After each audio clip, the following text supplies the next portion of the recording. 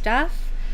I had a slew of tech issues today, so I'm hoping that those are somewhat resolved. With my luck, though, who knows? Let me make sure that we are all set to public on YouTube. Let me see. Welcome. If you are able to see me and hear me. I don't quite see myself live on the YouTube.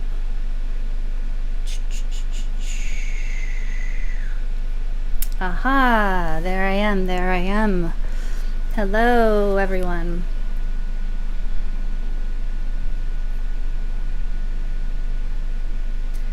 Welcome all.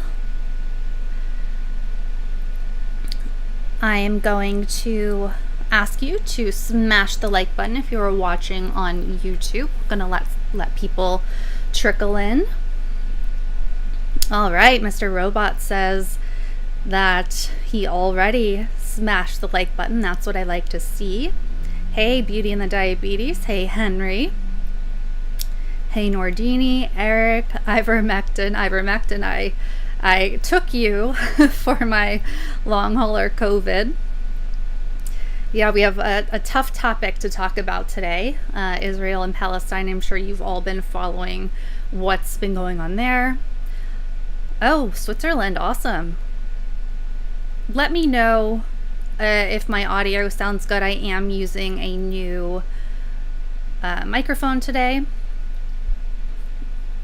And it sounded a little bit low to me in OBS, but let me know. Let me check on the fam over in Twitch.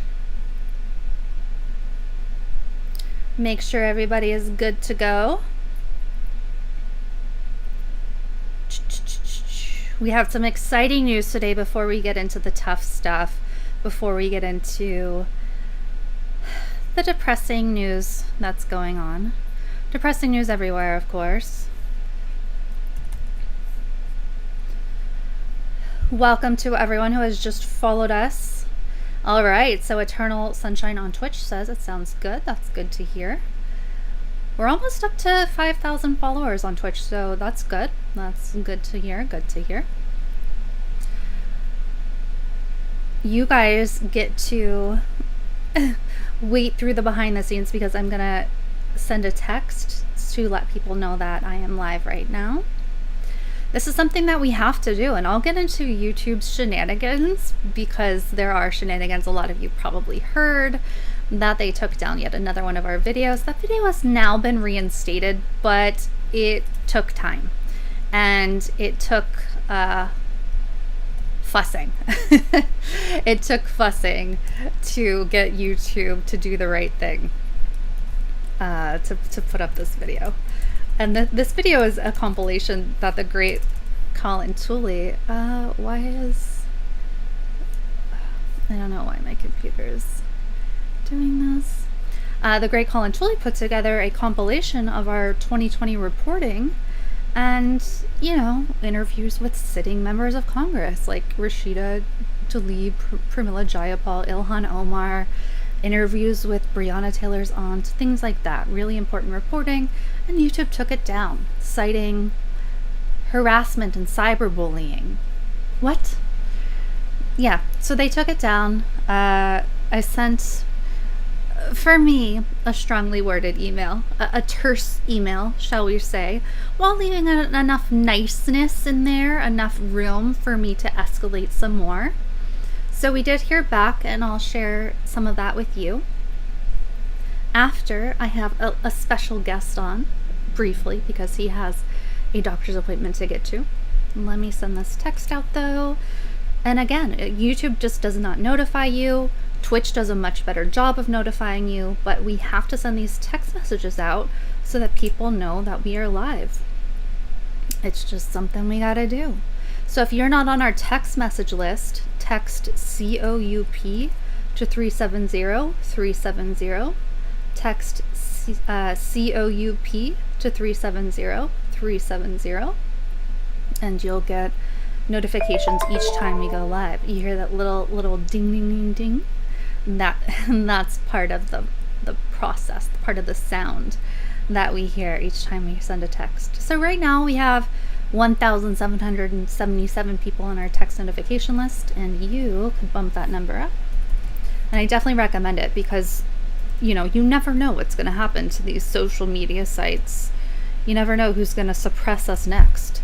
So as long as we have your phone number, as long as we have your email address, which you can go to statuscoup.pub/email and pop in your email address there, that allows us to contact you. Gandhi, thank you for following.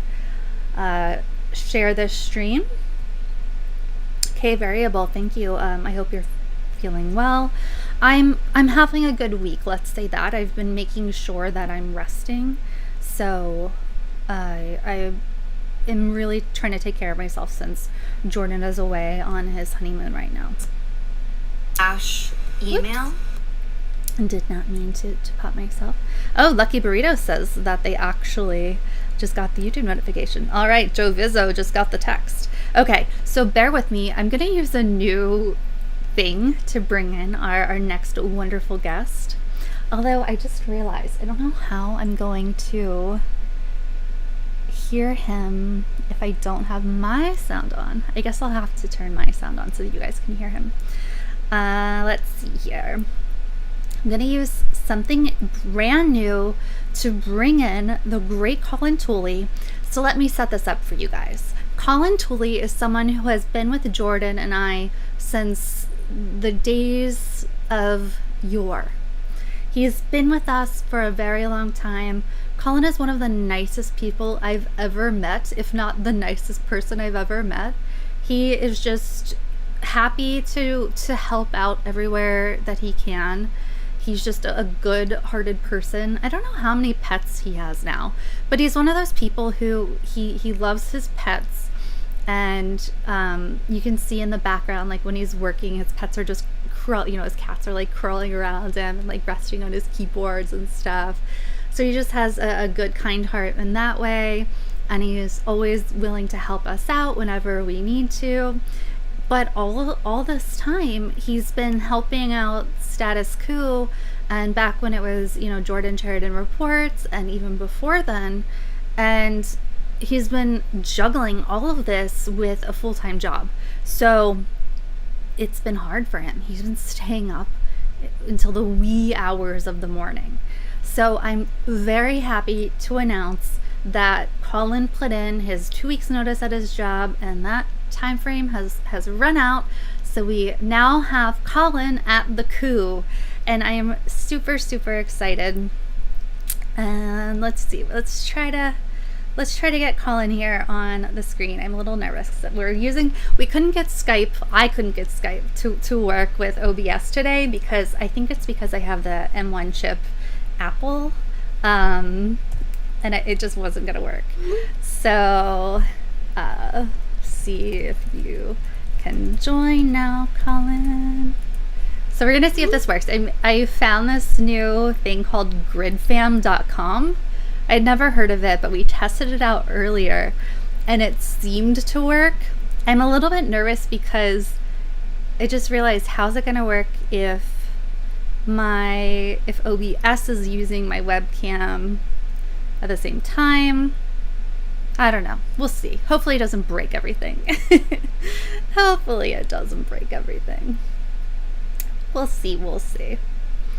So while Colin is joining us, please smash the like button, share this stream. If you're on Twitch, do what you're supposed to do on Twitch, share this stream, follow. Here we go. Colin's in. Okay. So I am going to try to enable myself. Here I am. All right.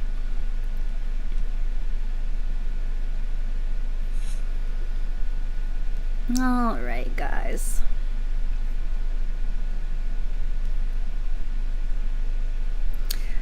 All right, everyone. Here we have the wonderful, the amazing, Oh God, I was trying to move it. Here we go. The incredible Colin Tooley. Colin, you can edit out my mishap of trying to move it in post. Colin's the one who edits out all of our mess ups. All of the times where Jordan says the F word too much. All of the times where he makes us look better than we are. So, Colin, go ahead and say whatever you want about now that you're here with the Coup. You're here with us, and we're so happy. Yeah, no, it's super exciting to actually be doing this all the time now. Like I have a lot of, like, we've been talking about, like, just how all the different things that we'll be able to do now, and everything that I've been, like, thinking about, for a long time, but just we've never physically could, because I just didn't have the time and stuff like that. So I've just been really excited to try all this stuff and see how it goes from here. It's already been going pretty good so far as on my end, but obviously you've been having some technical stuff today. But hopefully, yeah, Colin's had to hop on Skype with me a few times in the past couple hours. So I'm hoping we'll be able to iron some of that. So hopefully everything will just be a lot more smoother, and we'll be able to get the actual stories and stuff out to you guys without any hiccups, and so Jordan and Jen can actually concentrate on those story things. Like, you'll see, like, Jordan or Jen will be working on stories in the back. They'll be messaging me, and then occasionally they'll tweet of, like, oh, we can't go live today, or we can't do this because we're busy working on all these background things.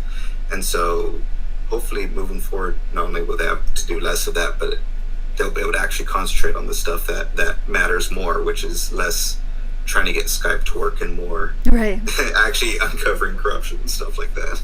Yeah, exactly. And Jordan and I make no secret of the fact that we're not tech savvy at all, and I think it's safe to say that Jordan less so than me, which is saying something. And so it's a huge relief to have you. And also, you're really creative, and I know you've been bubbling over with so many ideas, and you just haven't had the time to implement them. I mean, you have had this full-time job, and then you had, an hour-long commute, and you would come home and you would stay up super late. I would sometimes get emails from you at 3 or 4 in the morning, and I'd be like, oh my gosh, Colin, you stayed up so late. I feel so bad. So I hope that those days at least are in the rear view mirror for you. And I'm just so excited about where to go from here. Just the things that you've already come up with, the things that, I don't know, you have such good ideas, and I know your brain is turning with where we can take Status Coup. And I guess maybe some new things. I guess you guys didn't know that I do camera work and stuff like that. So yeah, there might be cool new things too. We were talking to Colin when we've wanted Colin to basically to quit his job and be with us for a long time, but as you guys, the viewers, know, we're a really small company and we just don't have a lot of money, so it's taken us a long time. Priority was bringing Colin on, but we just didn't have the funds, and so it became a serious discussion only recently, because it only became possible recently. And by no means are any of the three of us making bank. No. No, we're all three of us making sacrifices because we believe so strongly in Status Coup and the stories, and giving the microphone back to the people and covering these important stories. So I'm just thrilled that now the time has come, and I know that it's hard to find people who kind of share the same vision. And I look around at other people, you know, in the space, even other independent media. There are a lot of great independent journalists, independent media companies, what have you. But in the end, for a lot of people, it does come down to money and clout and things like that. And it is hard to find people who are truly in it for the right reasons. You know, obviously we all want to live, and we all have to live and eat and all that, but we all share an outrage about what's going on in this country, and you share that. And so it's been a dream of ours. Jordan and I would say often through these years, through these past 4 or 5 years, gosh, I wish we could just have Colin. You know, Colin's the nicest. Colin's so great at what he does. Like, if we could only have Colin, like, it would be so much easier. We've had, you know, some ups and downs with others in the past who we've tried to get to help us, and it just doesn't work out for whatever reason. And it's like, it would be so much easier if we had Colin. So it always comes back to Colin. Not to blow your head up too much, Colin, but truly, it's you're a real gem, and I'm really happy and excited about the direction that Status Coup is gonna go now. I think that this was meant to be. Yeah, and especially like you were saying, this is it's not just like, oh cool, I got a new editing job or something like that. It's you know, I actually care about these issues and stuff like that. Like if I obviously I didn't like the commute, but if I wanted to, I could stay at my previous job and I'd eventually get a teacher retirement and all that fun stuff if I just wanted something stable and easy. But I genuinely, you know, believe in what Status Coup is doing and standing for it, and have great hope for where it's going in the future as well. And it's nice to, it's almost come full circle, because back in the day, Jordan Sheridan was one of the people that got me into politics. Was watching him, because I was starting to get into it a little bit, because I had switched from I was at the end of a transition of switching from Republican to Democrat as far as ideals and stuff. So and now I'm here. So it's been a fun journey, and I'm excited to see where it goes now. Yeah. I think a lot of people are in that position where they were, you know, maybe more conservative or were not into politics, and seeing kind of the fight of Standing Rock, or seeing the fight of Flint, and seeing what's really going on in this country has opened a lot of eyes. And that's a lot of what we do now. And I don't know, yeah, it's a real journey and a real vision, and it has purpose. And I think that's part of why it's so exciting. And one of the things that you said when we talked to you last week or the week before was, you know, obviously there are challenges. It's not always going to be easy. Obviously YouTube is screwing us over left and right. And you said, you know, it's not like we're going to pack it in if, I can't remember exactly how you phrased it, but it's not like we're going to pack it in if YouTube kicks us off or if something happens. You know, we're in this. We're dedicated to this. So, yeah, I'm thrilled, and we'll see what happens. Yeah. Before I go, so we at least get one. There's one animal. Oh yeah, yay! I was wondering. She's a little conked out, but I was wondering where are the cats crawling across you? they're near me. They're just off. We'll have to when you have more time, have a call-in Q&A session so that you can answer those questions. And guys, I want Colin to do Twitch streams where he pulls a Hassan and plays games and answers or talks politics or whatever. Yeah, see how that goes. Gotta find some games people want to watch too. But yeah, that's a whole new world. I don't know if people know that Jordan has a Switch now, so That and those conversations were so funny when he was when we were talking about getting him that. By the way, if I'm keeping you and you have to go, that's fine. But I do have to keep going in just a sec, but yeah. So yeah, I'm excited to play some Mario Kart with Jordan also.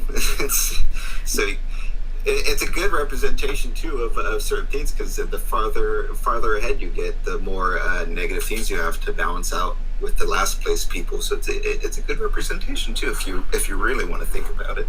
Yeah. It's very, very true. And I think there's something too about having another head to bounce ideas around on, and that's something that to bounce ideas around with, and that's something that Jordan and I talk a lot about. Is we've been two people. He always says 2.5 people because you've been part-time with us for so long, but 3 heads are better than 2. Yeah, so we're getting there. Yeah, it's gosh, I keep using the term excited, but that's truly how I feel. It's a big relief. We're 3 years in with Status Coup, and there is only so far you can grow with 2 people who are working on this full time. So imagine what we can do with 3 people working on this with full time hours. So yeah. I'll let you go to your appointment, and I'm sure the people want to hear more from you at a later date. We'll have to set that up or do on the members call. Certainly. Yeah, do a members thing. Well, hello to all your animals. Yeah, I'll introduce them all in that members call. Yeah, you'll have to get the whole menagerie together. All right. Bye, Colin. Bye. Oh, that's great. For some reason, my webcam is split in half. So let me switch to another one here. Sorry, guys. For now, you can look at the 2-headed version of me. I have no idea why it's doing that, but it never fails. It might be because I have it.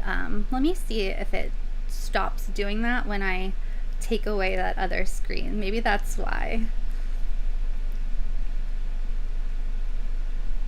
No, just a 2-headed Jen. Just a 2-headed Jen. But yeah, a really warm welcome to Colin. We're so grateful to have him. 1 second, guys. 1 little second.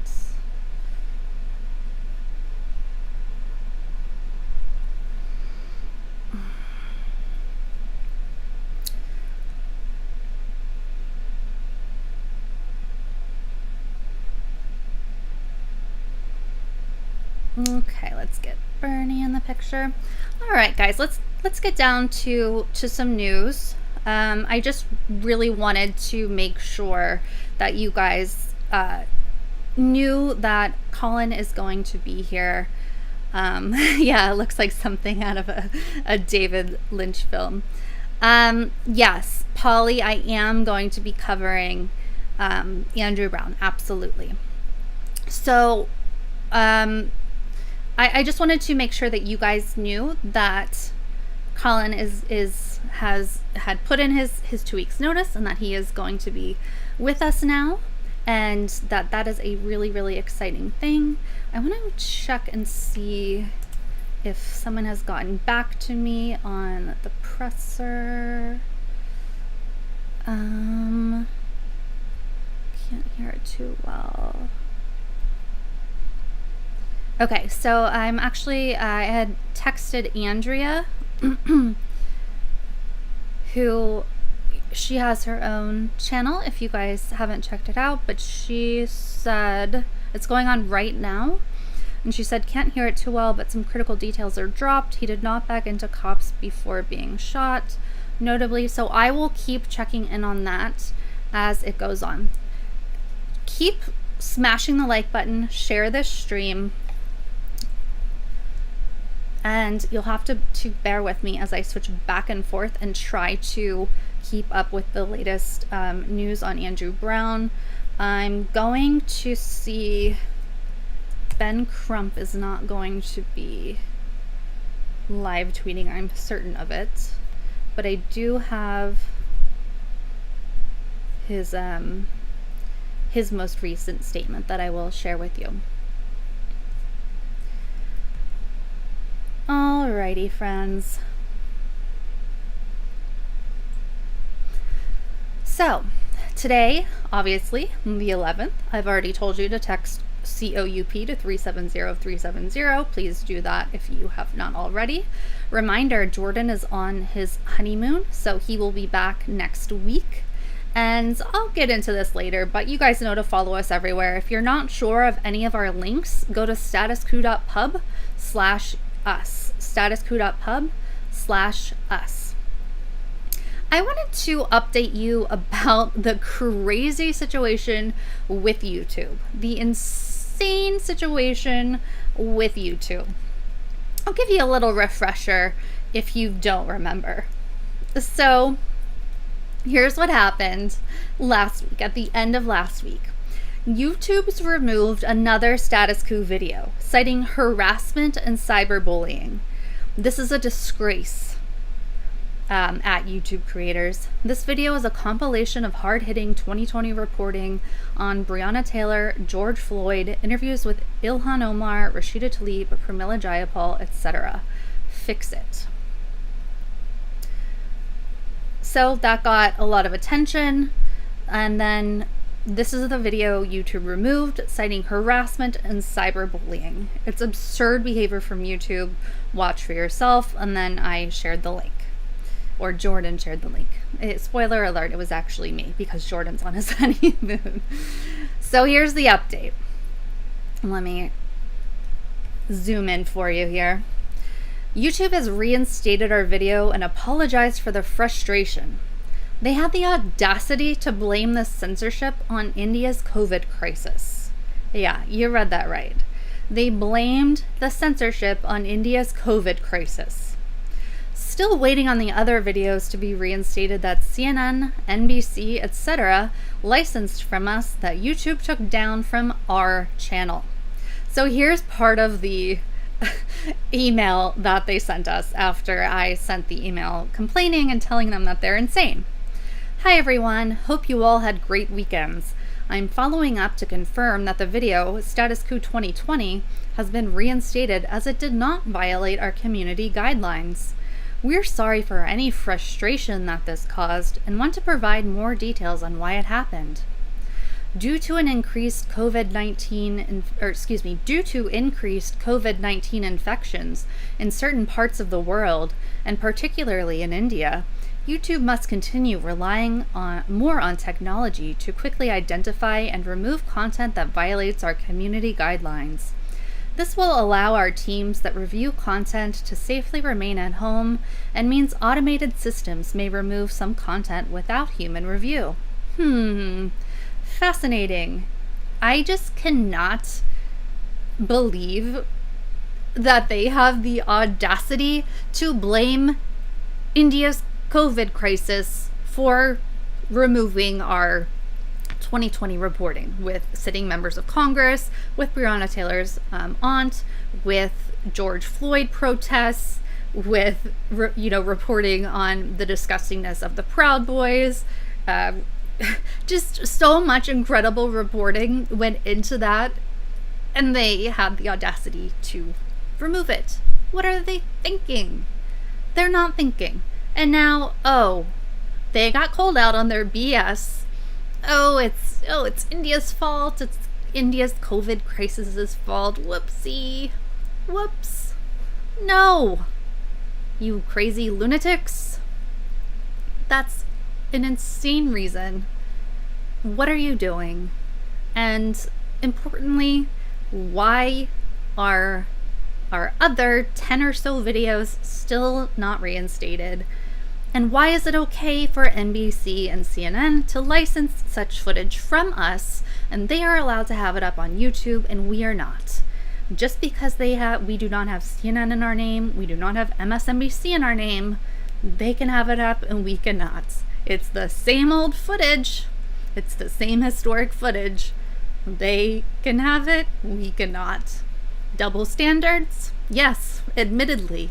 Admitted directly by YouTube to us. We have the emails. They don't even hesitate to admit it anymore. No hesitation at all. So that's the update. Let me check in on you guys to see how you're doing.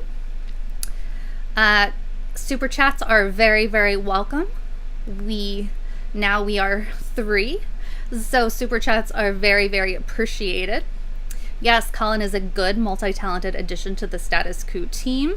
We absolutely appreciate any contributions. It is still a stretch for us financially, so we appreciate your super chats. We appreciate any support you can give us in the GoFundMe. Oh, I'm really sorry if the screen was not displaying correctly. I'll double check that next time. I was trying to zoom in, and perhaps I zoomed in too much.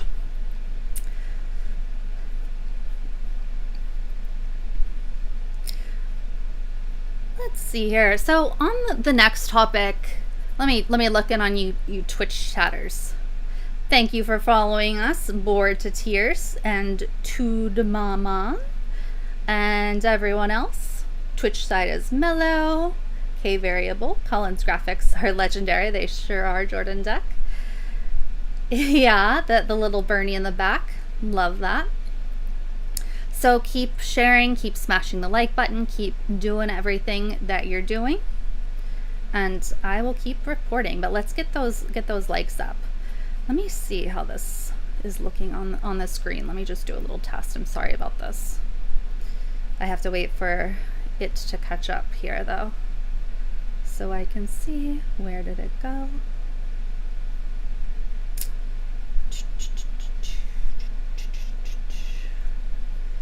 Waiting. Polly says, I think it's time to move all of your productions to Twitch. Well, we don't want to, since we stream to more than one place, we don't want to, limit ourselves to just one spot. Okay, so it looks like I am zoomed in way too far on Streamlabs here.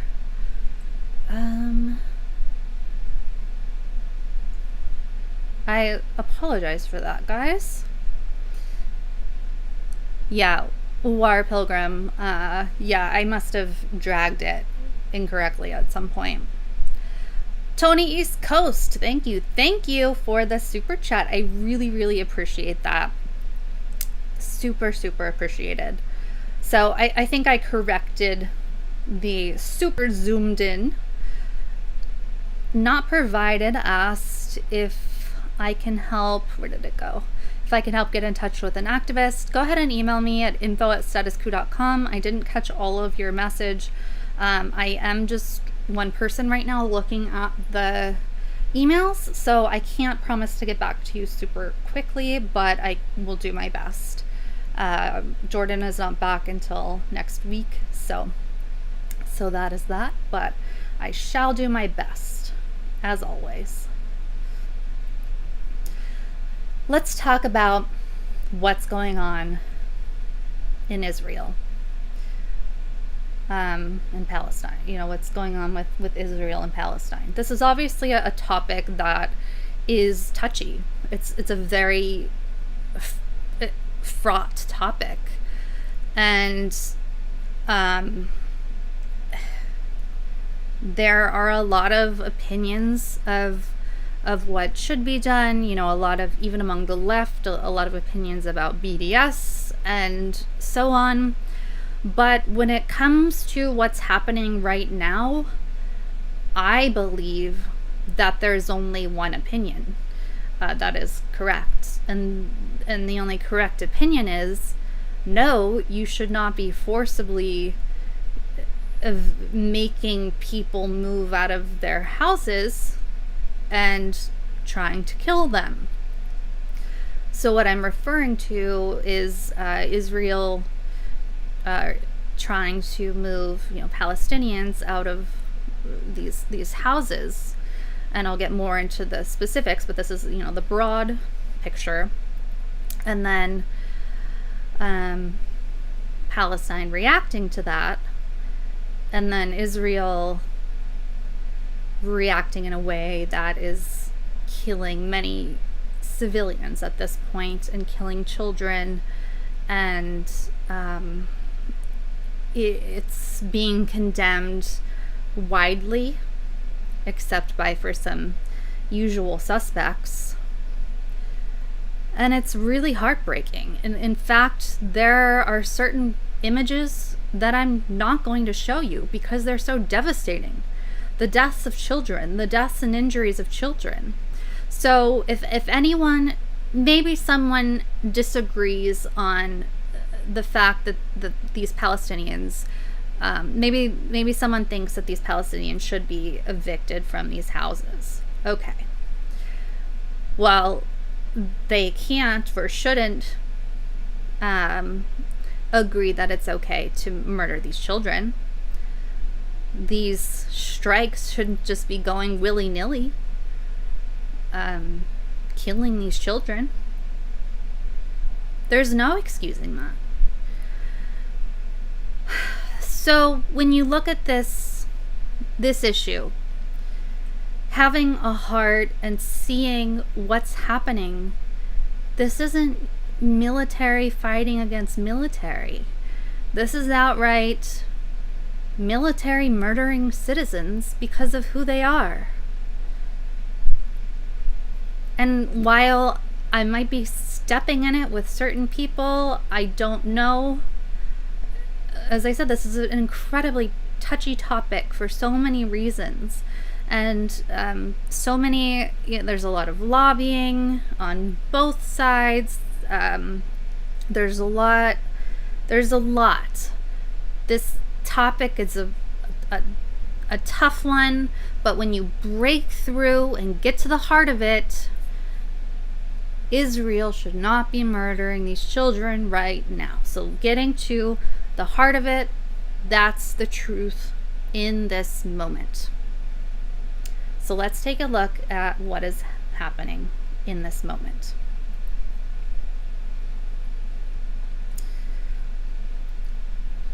I'm going to start with the UN. So the United Nations has called for this to stop. Stop evictions in East Jerusalem neighborhood immediately. United Nations Rights Office urges Israel. You can see a little boy standing on his family's broken, demolished home in the West Bank. The UN's Human Rights Office on Friday called on Israel to immediately halt all forced evictions, including those in the Sheikh Jarrah neighborhood of East Jerusalem, as well as to exercise maximum restraint in the use of force while ensuring safety and security there. And again, this was from the 7th of May, so there has been a lot that's happened since then. Keep that in mind. I'm just reading this one for some background. 8 Palestinian refugee families residing in Sheikh Jarrah are facing forced eviction due to a legal challenge by the Nahalat Shaman settler organization, with the risk imminent for 4 of the families, according to the office. OHCHR spokesperson Rupert Colville said that the evictions, if ordered and implemented, would violate Israel's obligations under international law. Given the disturbing scenes in Sheikh Jarrah over the past few days, we wish to emphasize that East Jerusalem remains part of the occupied Palestinian territory, in which international humanitarian law applies. The occupying power must respect and cannot confiscate private property in occupied territory, and must respect, unless absolutely prevented, the laws in force in the country. He went on to note that Israel cannot impose its own set of laws in occupied territory, including East Jerusalem, to evict Palestinians from their homes. I want to emphasize that this is about evicting Palestinians from their homes. So imagine someone's trying to evict you from your home and claim, no, you can't have that home. I'm going to claim that as my own. And that's what's happening here. They're saying, Israel's saying, you can't have that. That's ours. We decided that that's ours. That's what's happening. And a lot of people in the United States think that that's fine. They think it's fine for Israel to say, no, we decided that we're going to have that Palestinian land, that the Palestinian house is there, even though that is your family's house. We're having that. Sorry. So the Palestinians are saying, no, this is our family home. You can't have it. You can't evict us. So Palestinians are getting upset and protesting. And so this has started this whole thing. Palestinians protesting, and it escalated from there. And so you'll see, and we'll talk about the media narrative here, that in a lot of these headlines, a lot of these mainstream media headlines, it's Palestine does XYZ and Israel, responds and things like that. So it's hard to cut through the clutter out there of what's actually happening. And that's something that's so important, is to get to the heart of what happened and what is happening. On Thursday, Tor Wensland, UN Special Coordinator for the Middle East peace process, also urged Israel to stop demolitions and evictions in the neighborhood, in line with its obligations under international humanitarian law. Let's see. In practice, the implementation of these laws facilitates the transfer by Israel of its population into occupied East Jerusalem.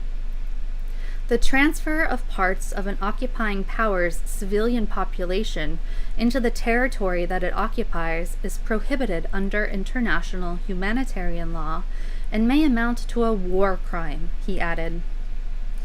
Violation of a right to adequate housing.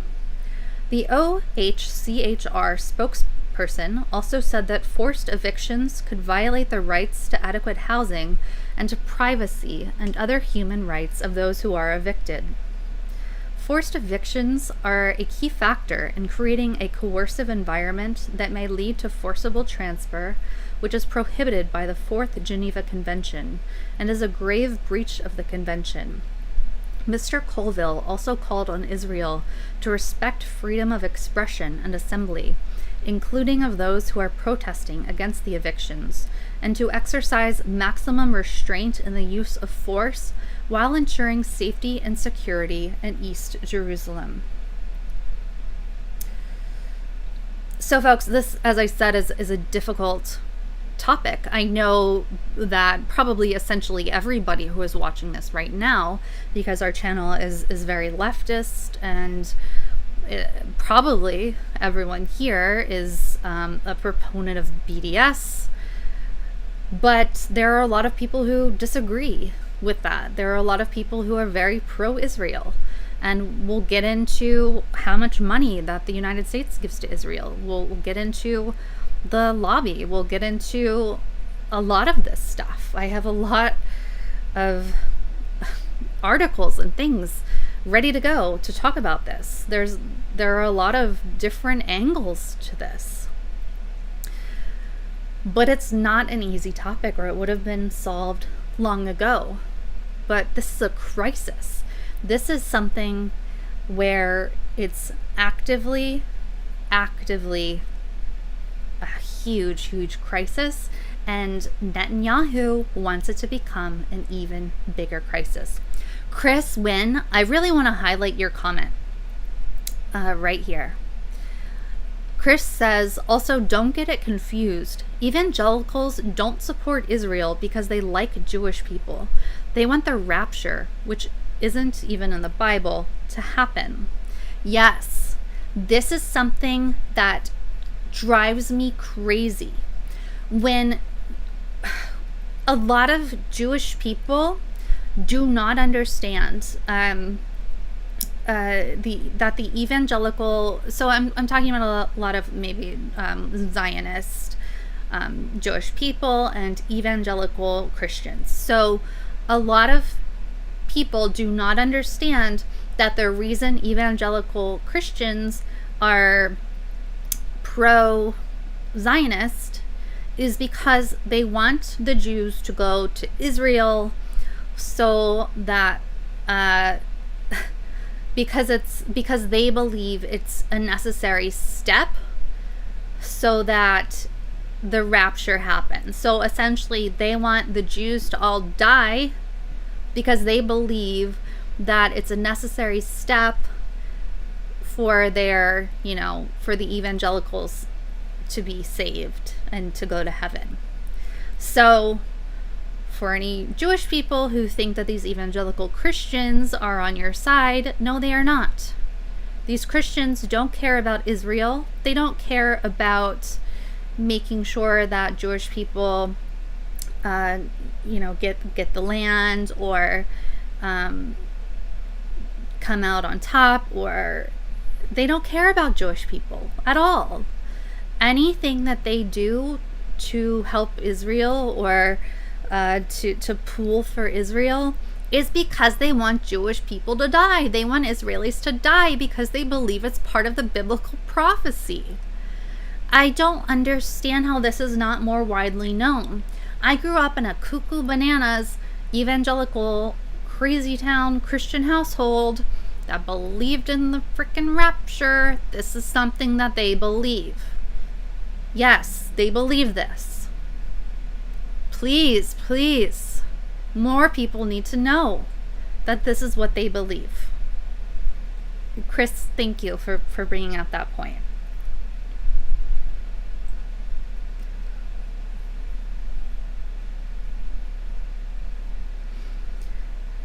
Really, really frustrating topic.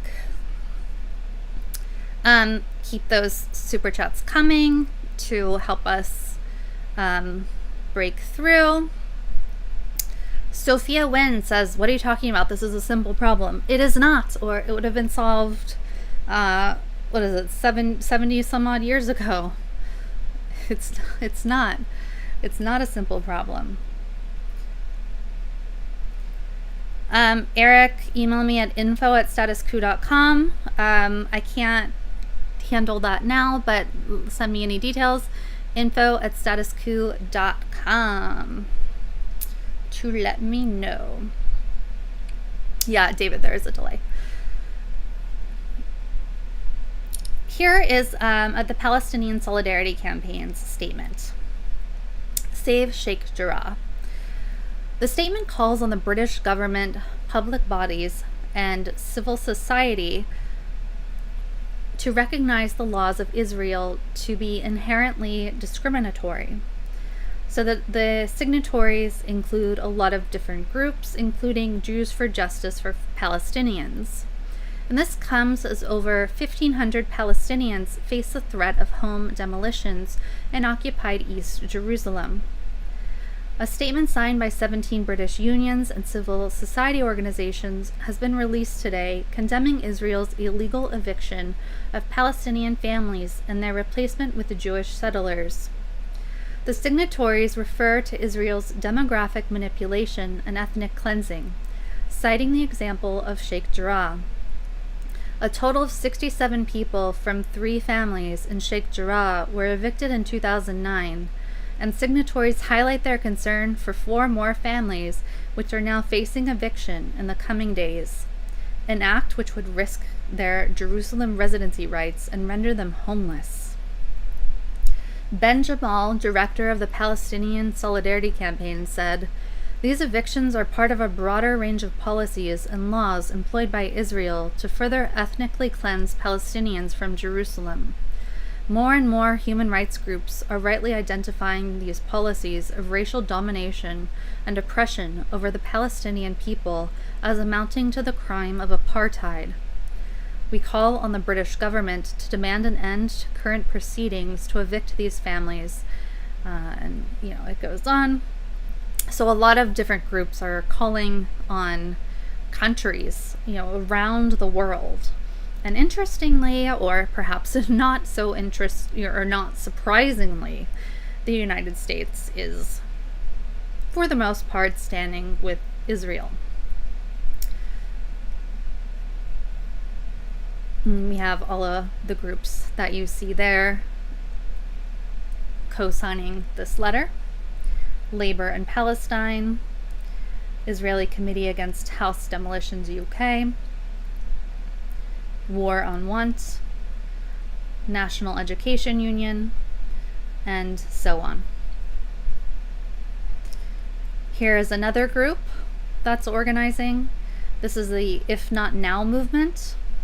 If Not Now member-driven campaigns are at the core of our movement. We use non-violent action to create urgency around the crisis in Israel, Palestine, and catalyze massive changes in our politics and communities. So this is a group of American Jews.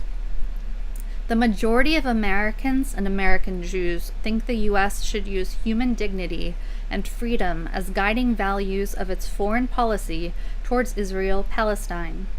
However, for decades, AIPAC has weaponized Jewish identity and false accusations of anti-Semitism to ensure that politicians across the board vote to give Israel a blank check, even as it continues to deny freedom and dignity to the Palestinian people.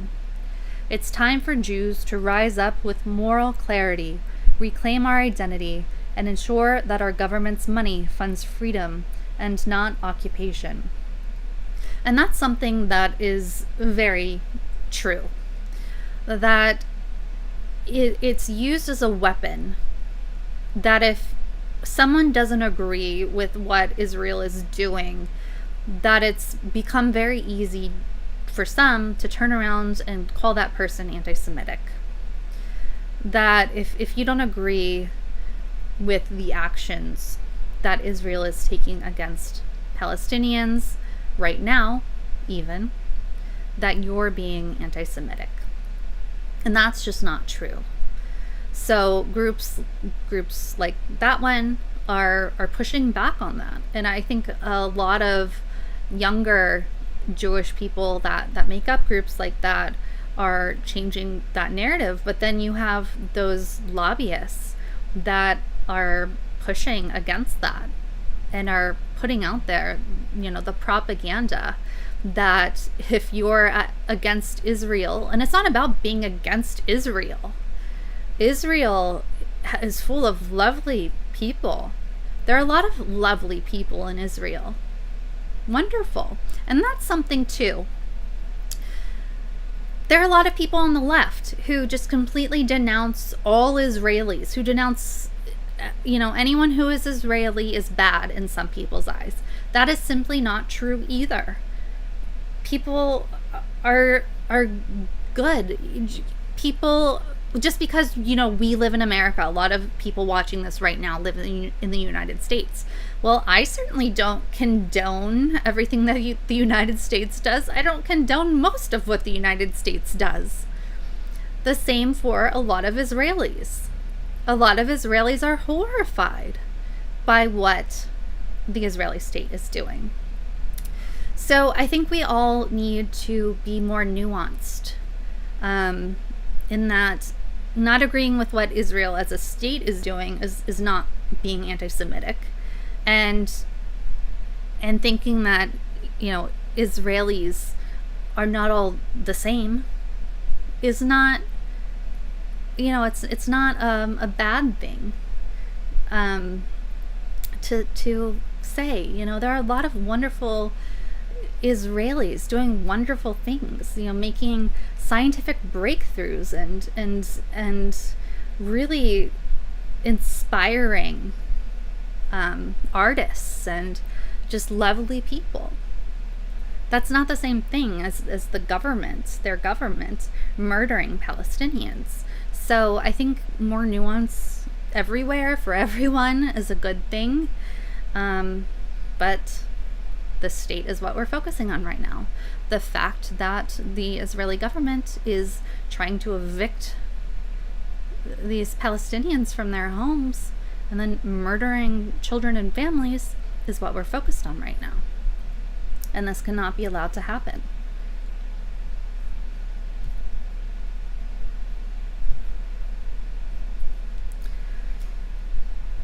And there are a lot of different sources out there where you can get your information. I really like Haaretz. They have an Al Jazeera for updates. You really cannot just land on Newsweek, for example, has propaganda. You can get really fair takes from Haaretz and from, which is based in Israel, I believe. And you can get fair takes from Al Jazeera as well, in my opinion. So this one, Democrats urge Blinken to pressure Israel on Palestinian evictions in Jerusalem. There are a lot of disgusting takes in our Congress right now, and you can tell who is bought out by, the Israel lobby, and who maybe has a heart and a soul, and who does not. Members of Congress say plans to demolish homes in Al Bustan and evict Palestinians from Sheikh Jarrah, where settlers are claiming land rights, violate international law. House Democrats are urging U.S. Secretary of State Antony Blinken to exert diplomatic pressure on Israel to prevent the eviction of Palestinians from homes on land claimed by Jewish settlers in Jerusalem. A letter circulated by Reps. Marie Newman and Mark Pocan and made public on Friday states that Israel's plans to demolish Palestinians' homes in Al Bustan and evict Palestinians from their homes in Sheikh Jarrah are in clear violation of the Fourth Geneva Convention. Dozens of Palestinian residents of East Jerusalem's Sheikh Jarrah neighborhood have faced potential eviction for years, amid intensified efforts from right-wing settler groups that assert the land was owned by Jews before 1948, when Israel was founded. The threat of eviction has led to frequent protests. Detailing the long-standing American opposition to Israeli demolitions of Palestinian homes in East Jerusalem, the lawmakers urge the Biden administration to immediately send the strongest diplomatic message to Israel to desist from its plans, while publicly reiterating that the U.S. policy on home demolitions dating back to the Richard Nixon administration remains in effect. The lawmakers also call for an expeditious review of previous congressional requests for the State Department to investigate whether Israeli home demolitions using U.S. weapons violate the Arms Export Control Act, adding that the U.S. Embassy to Israel should send observers to document Israel's forced displacement of Palestinians, including details on the military units involved in these operations and the usage of any U.S. weapons for purposes of oversight and accountability regarding ley law and AECA violations. The AECA says that U.S. weapons are sold only for legitimate self-defense, while the ley law prohibits U.S. funding from equipping or training foreign military forces suspected of human rights abuses or war crimes. That is very important to highlight. Newman and Pocan are both co-sponsors of recent legislation introduced by Representative Betty McCollum that specifies various actions Israel may not finance with U.S. taxpayer funding, while also calling for additional oversight of how aid is distributed. And we will definitely go over how much aid we give to Israel. Several of the bill's co-sponsors, besides McCollum, including Representatives Rashida Tlaib, Cori Bush, Ilhan Omar, Andre Carson, and Jesus Chuy Garcia, have made individual statements calling on the U.S. to get involved, asking the State Department to condemn ongoing Israeli police violence against Palestinians.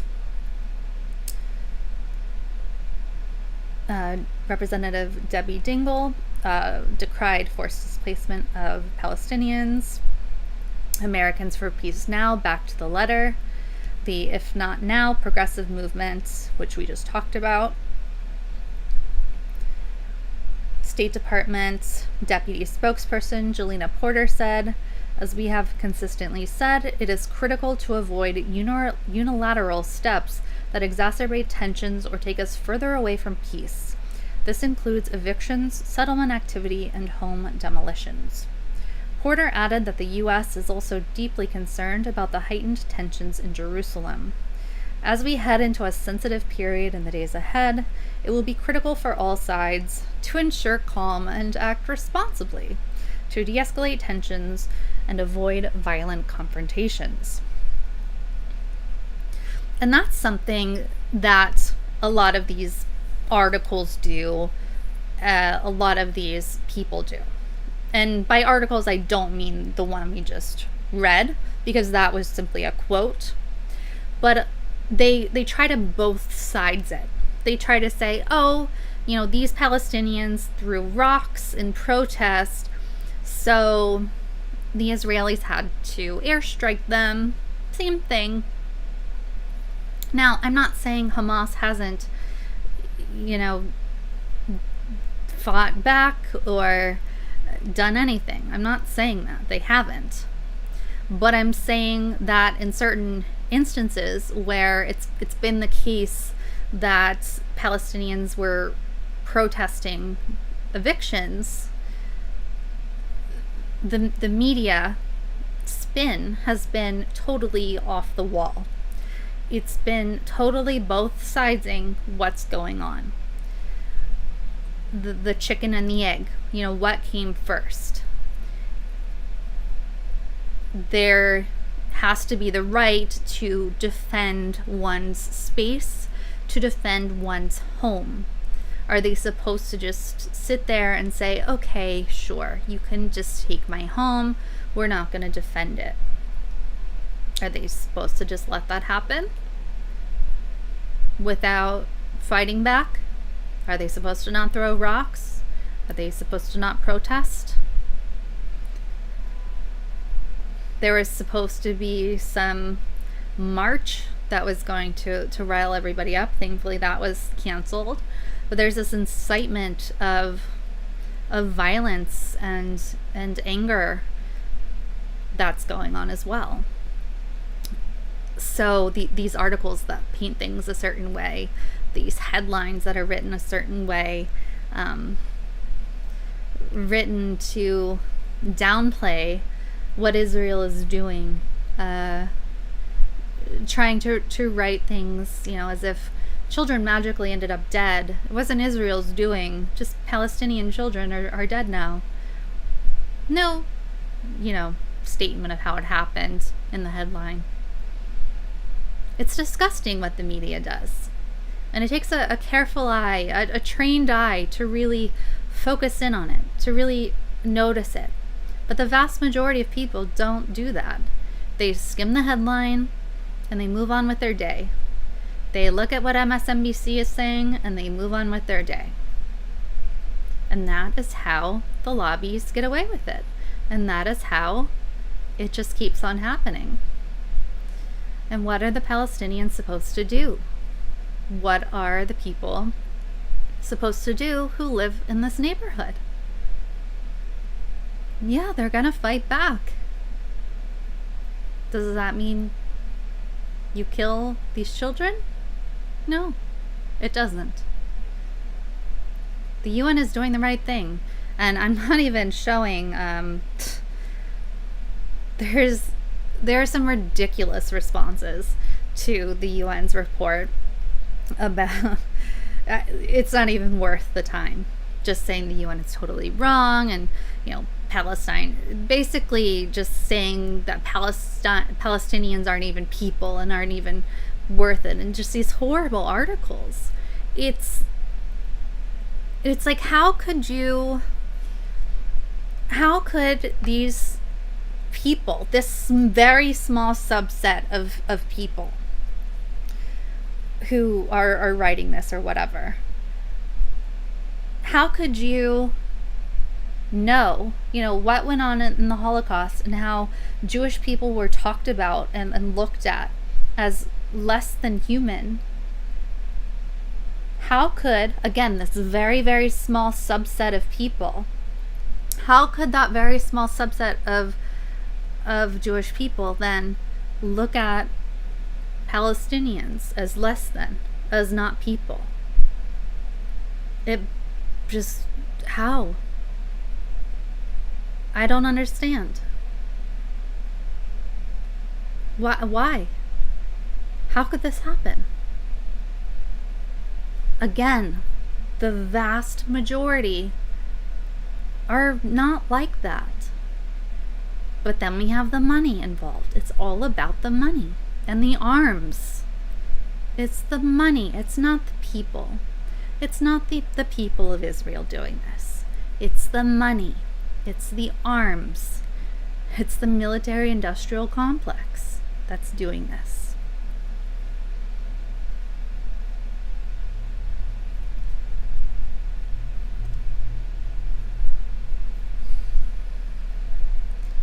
So on the question of what Biden will do, Jeremy Scahill, we don't know exactly. We know that Blinken has given a not great answer. Here's his not great answer, then we'll get into what Jeremy Scahill dug up about Biden. Let's see. Blinken. Let me see if this Left of self-defense, we believe it applies to any state. I don't think that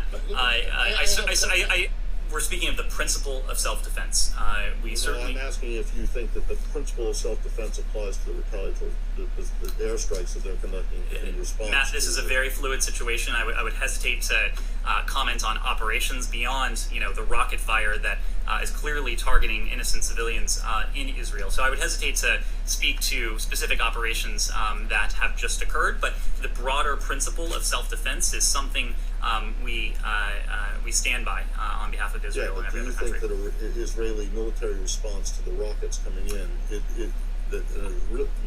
a military response to the rockets coming in is covered by this broader rubric of self-defense, right? Self-defense often does authorize the use of force. Thank you, Matt. I want to ask you about in Jerusalem, but let's talk about what you said about the principle of self-defense. Does that in any way apply to the Palestinians? Do they have a right to self-defense? Do Palestinians have a right to self-defense? In broadly speaking, Saeed, we believe in the concept of self-defense. We believe it applies to any state. I don't think that I certainly wouldn't want my words to be construed as. I understand. I want to ask you, I don't want to harp on this either, but the Israelis killed 13 people just now, including maybe 5 or 6 children. Do you condemn that? Do you condemn the killing of children? Saeed, I'm asking, do you condemn the killing of Palestinian children? Obviously, and these reports are just emerging, and I understand, I was just speaking to the team, I understand we don't have independent confirmation of facts on the ground yet, so I'm very hesitant to get into reports that are just emerging. Obviously, the deaths of civilians, be they Israeli or Palestinians, are something we would take very seriously. Okay.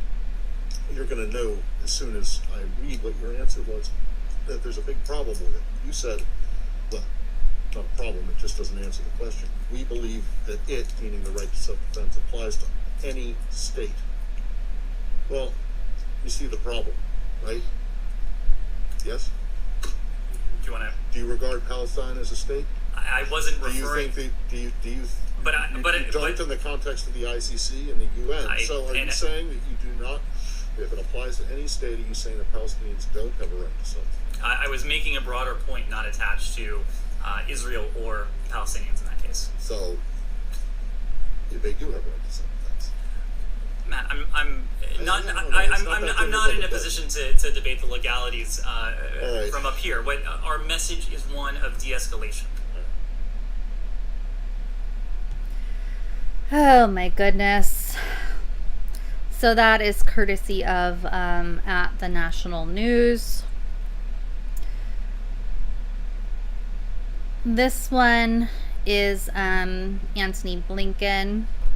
Very deeply concerned about the rocket attacks that we're seeing now that need to stop. need to stop immediately. And also, of course, concerns about the violence, provocative actions in and around the Haram al-Sharif, Temple Mount. That violence needs to cease.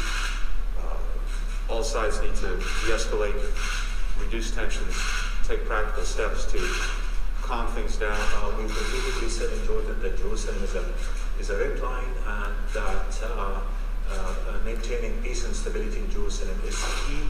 Our focus right now on ensuring that the escalation stops, and for that to happen, we do believe that all illegal and provocative measures against either the peoples of Sheikh Jarrah or in terms of violations into Al-Haram must stop. Status quo needs to be preserved, and the rights of the Palestinians need to be respected.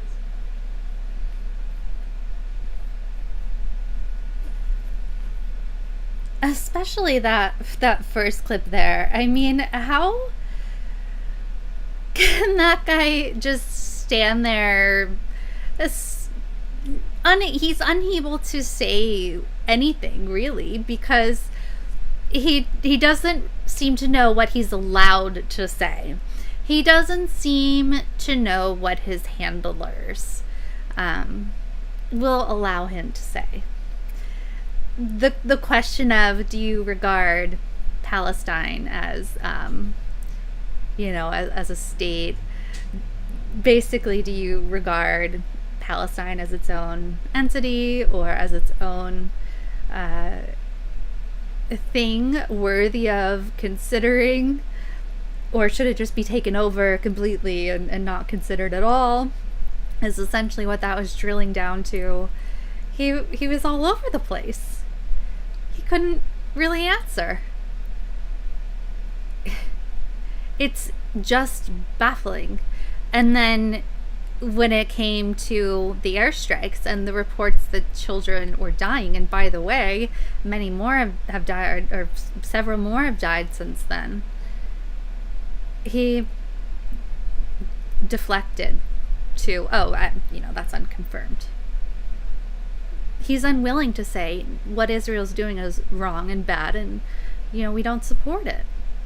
This spokesman.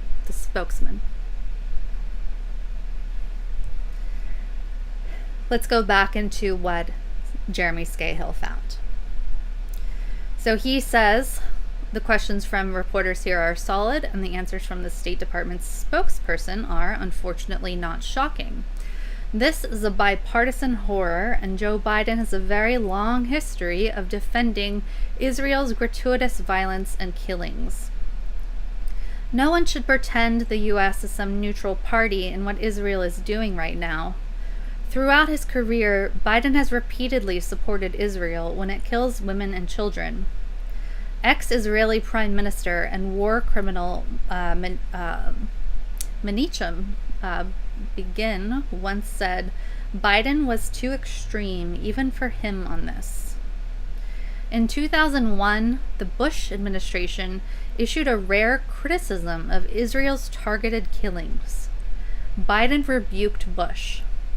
My view has always been that disagreements between Israel and the United States, those differences should be aired privately, not publicly, Biden said. So here from The Intercept is what he is talking about. So I'm not going to go over this, but you can certainly check it out. They updated it. It covers from 2001, support for Israeli military targeted killing policy.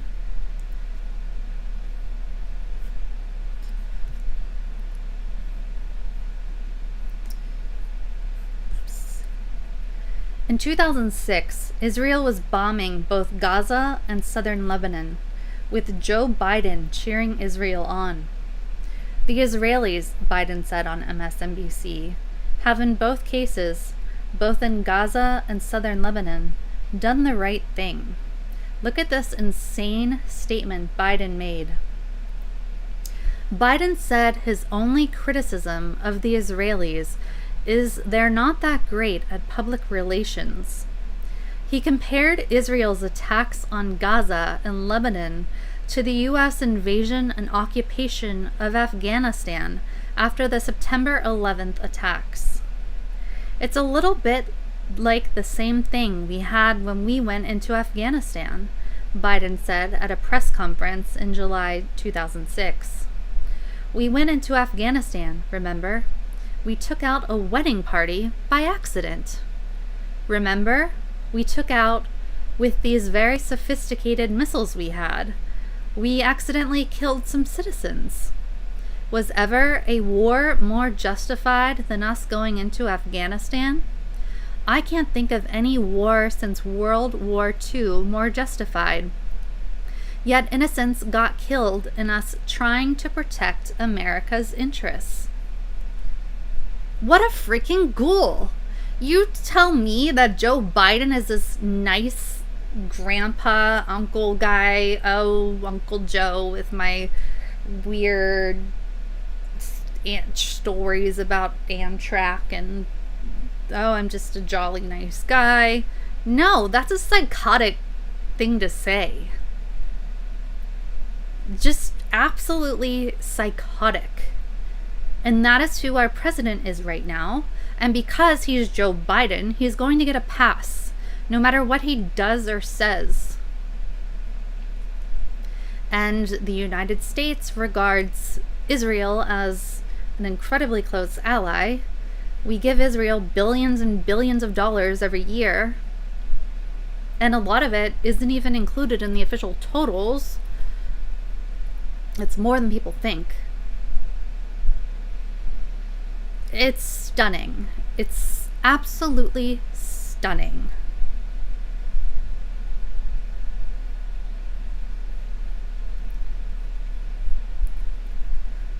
In 2010, as vice president, Joe Biden defended Israel's deadly assault on a humanitarian flotilla to Gaza. The raid killed 9 people, including 1 United States citizen.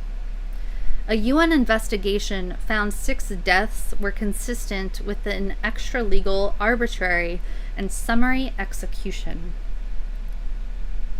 So definitely check out Jeremy Scahill's thread there. Let me check in on how you guys are doing, make sure the stream is running well. Smash the like button if you have not already. Share this stream, whether you are on Twitch. Starlizer, thanks for the follow. Pokey Nas, thanks for the follow. Jordan Deck, awesome. Gifted a subscription to Thomas. That is super, super awesome. The beefiest curtains, thanks for the follow. Rebecca, thanks for the follow. Amazing, amazing, amazing. Definitely, if you have not already, YouTubers, follow us on Twitch, twitch.tv/statuscoup. You cannot rely on YouTube forever. All right. Let's get back into it. So I told you at the top here that I wasn't going to show you all of the pictures. I'll show you some pictures, but there are some that I definitely censored out or chose not to put in just because they're too disturbing. I mentioned that airstrikes had killed children, and things are only escalating. So when Joe Biden, way back when, was talking about the casualties and when they killed, when the United States killed people at a wedding, and how essentially he was saying, oh, that's okay. Well, that's what's happening right now with Israel and Gaza. So Mariam Barghouti says, the photos from Gaza are horrifying. The bodies of the children on the hospital bed, bloodied and so small. I will not share them. These lives are so much more than images prodding the world to hold Israel accountable. So you can see some of the hashtags that are going around. Hashtag Palestine, hashtag Save Sheikh Jarrah. So there are a lot of rabbis out there standing against Israel stealing of Palestinian land. I am a rabbi who grew up in South Africa. I know that annexation equals apartheid. I am a rabbi, and I believe that annexation equals apartheid. I am a rabbi, and I oppose Israel's Israelis' illegal annexation. I am a rabbi, and I oppose Israel's annexation of Palestinian land. I'm going to retweet that live because I hadn't seen it before. And so here is a tweet that went out today at Dan Churchaid, which I believe is, let's see where this is. So what they do, we aim to strengthen the world's poorest people in their struggle for a life and dignity. We are members of ACT Alliance. So it says that they help out worldwide. We are deeply sorry. 5 children of one of our employees were killed last night when the Israeli military bombed northern Gaza. We call for respect for international humanitarian law, that civilians are protected and never a target. I'll put this wakelet in the chat for you so that you can follow along with what I'm showing you.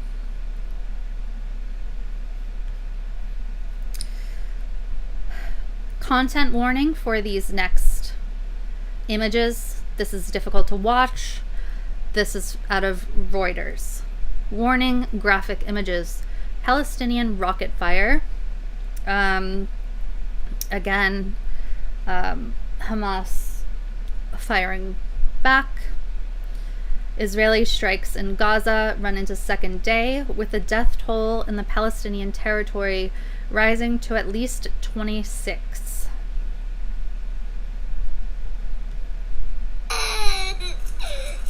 This boy has just lost his cousin. This girl, her brother. Hussein Hamad, 11 years old, was killed in an Israeli airstrike. This is one of the many families in mourning on Tuesday in the Gaza Strip, and Hamad's is one of the many funeral processions snaking through the streets. Militants in Gaza launched rocket barrages into Israel for a second day on Tuesday, and the Israeli military pounded Gaza with airstrikes. Gaza's health ministry says at least 26 people, including 9 children, have been killed. Over 120 are wounded.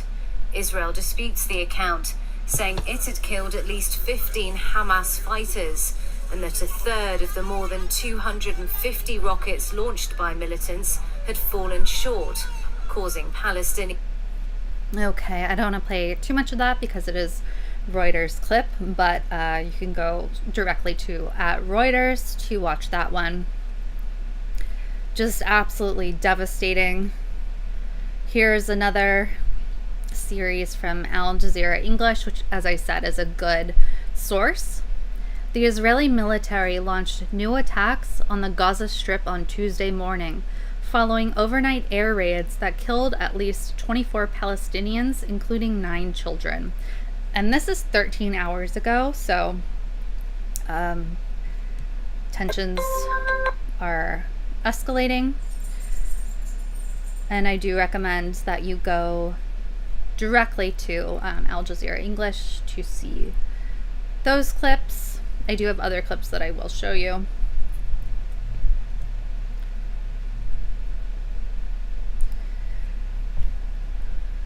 The Ummah Welfare Trust says this is what is being dropped on the heads of Gaza's children in a week when they were excitedly preparing for Eid.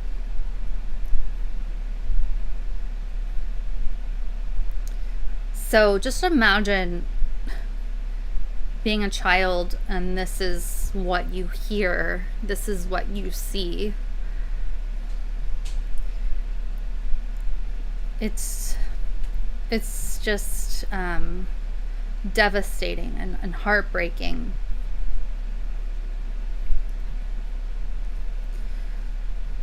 This account is Save Palestine at Save PA2.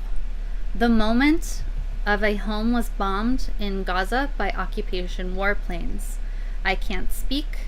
Pray for us more and pray to Al-Aqsa Mosque and for all Palestinians. And that is one of the things as well that needs to be highlighted is it's not as if, and so Israel wants to paint this as if they're just targeting Hamas, and that's not true. They're actively targeting places of worship of Palestinians and homes. Those are war crimes. You know, that is not okay anywhere. Never. Directly targeting places of worship.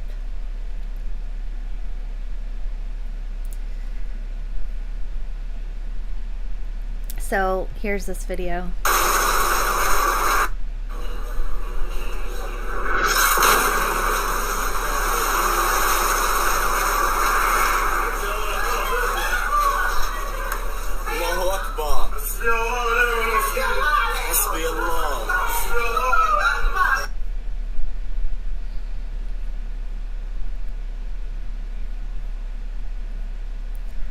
This clip is just heartbreaking.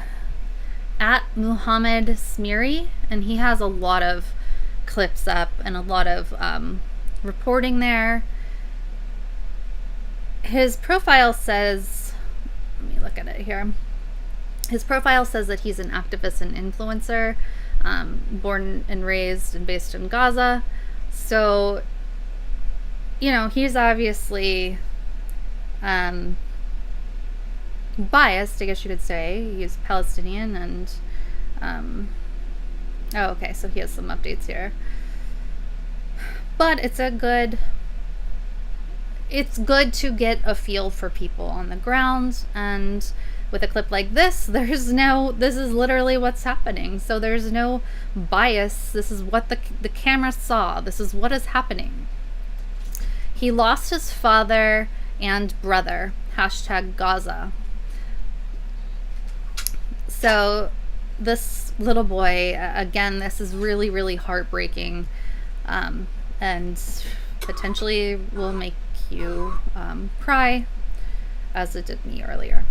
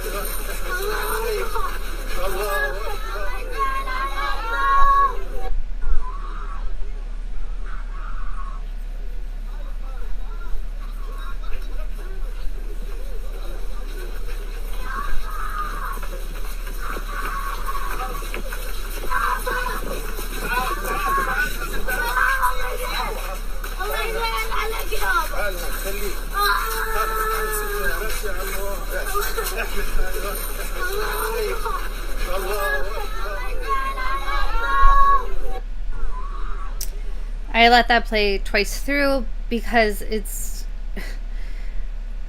I feel like that is such an important clip. That's what's happening. That little boy has lost his father forever. That's what's happening. Families are being ripped apart. And you saw that other tweet, that organization, one of their members lost 5 of their kids. 5 children gone. 5 children gone. The devastation in that young boy's voice.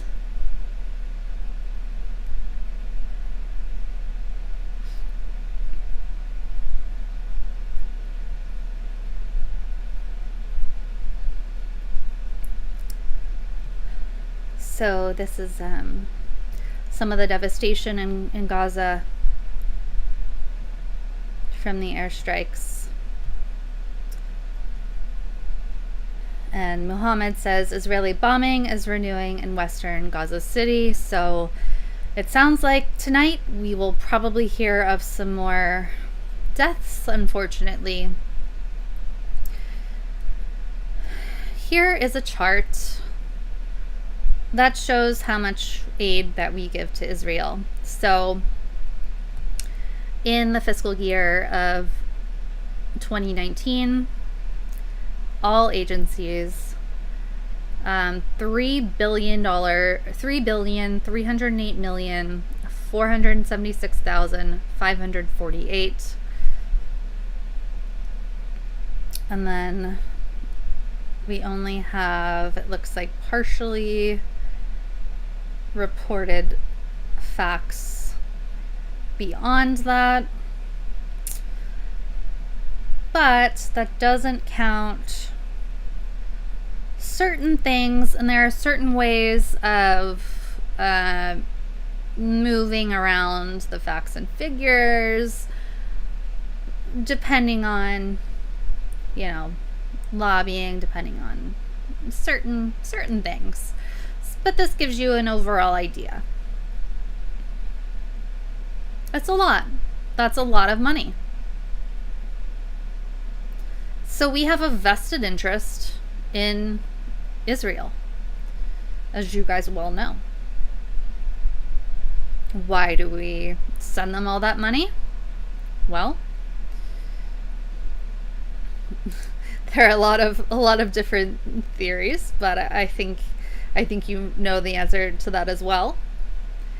Why do we, why do they have so many US made weapons? I think you know the answer to that as well. Who benefits from this? You know the answer to that. Why are we in this position? You know the answer to that. It's a whole big disgusting circle, and here are 2 people that are part of it. Here are some tweets by some of our representatives. Here's Steny Hoyer. Israel unequivocally has the right to defend itself and its people.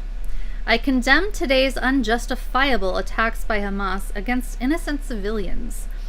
Israelis and Palestinians both deserve a future of peace and security, and I hope both sides take positive steps to promote that end. That is propaganda, and it's so transparently so that it's almost laughable. But Steny Hoyer's followers don't know that or don't care about that. Representative Brad Schneider says Hamas's attacks on Israel are unacceptable, and I condemn them in the strongest terms possible. Hamas attacks endanger not only Israelis, but the people of Gaza as well, and must stop. The United States stands by Israel and its right to defend itself. So it's no surprise that the right wing is standing up for Israel and violence. That's not a surprise. No one is, like, okay, I thought Steny Hoyer was going to come out for the Palestinians. No one thought that. But where did you think Andrew Yang was going to land? Where'd you think Andrew Yang was going to land? If you would have asked me, I would have said, yeah, Andrew Yang, he's probably gonna condemn the violence. He's probably gonna say, no, the Palestinians shouldn't be kicked out of their homes. No, Israel shouldn't be murdering children with airstrikes. I would have thought that. I'm not a fan of Andrew Yang by any stretch of the imagination. I think UBI was a good thing. I think he pushed UBI into the consciousness of America more. And for that, I'm grateful, and I think that's good. I think he's kind of smarmy and like business not Wall Street, but like tech guy, like Silicon Valley guy, like, I don't know, he just comes across that way sort of thing. He's not Bernie, you know, he's not my guy. But I thought he had a heart. No, he doesn't. He does not. He does not have a heart. Let's take a look at what Andrew Yang had to say about this conflict. Be prepared to feel fully ill.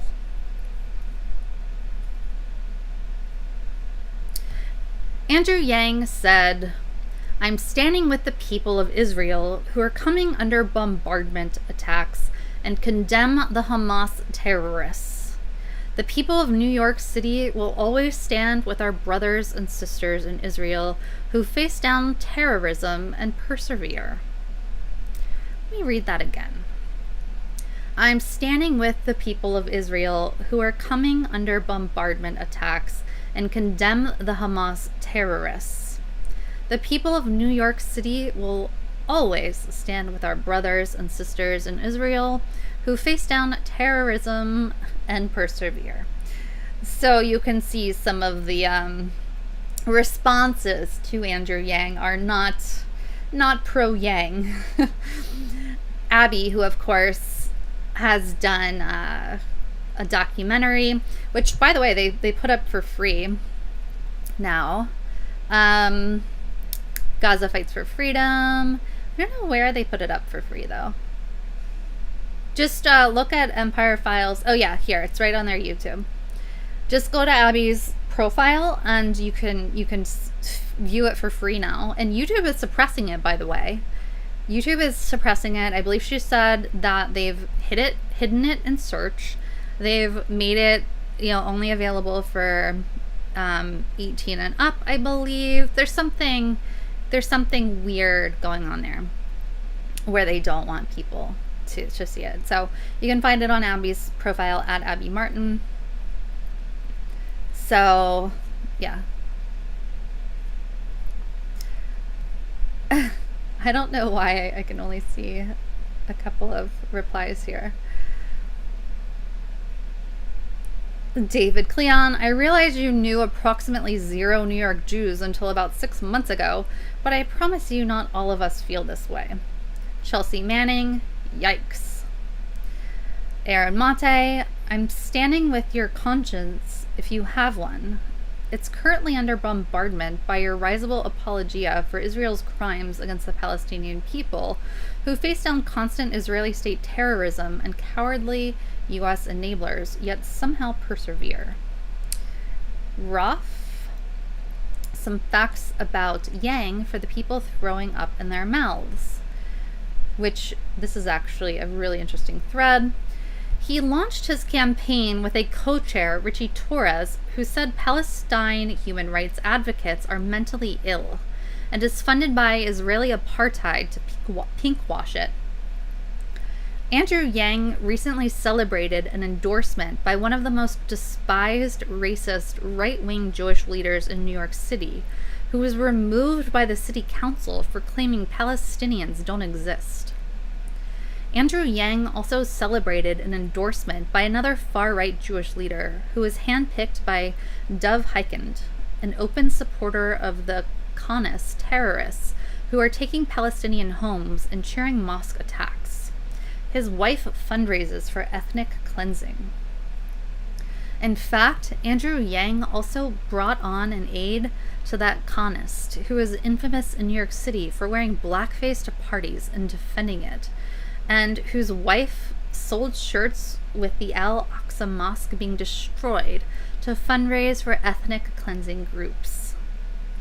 Andrew Yang's campaign co-chair is one of the top donor recipients of apartheid money from the right. There's also a letter about him from mothers of those killed by NYPD about how he betrayed each of them to favor killer cops. One of Andrew Yang's biggest funder here in Queens, where his spouse is from, is the same funder to that infamous elected official who called AOC a bitch. Andrew Yang was selected to run by the Tusk family, infamous right-wingers who are invested in the demise and suffering of working people to favor the war machine and billionaires, to raise rents, break unions, kill good jobs, and lower wages and healthcare coverage. Andrew Yang's tweet above is being praised and quoted by Ted Cruz and Stephen Miller.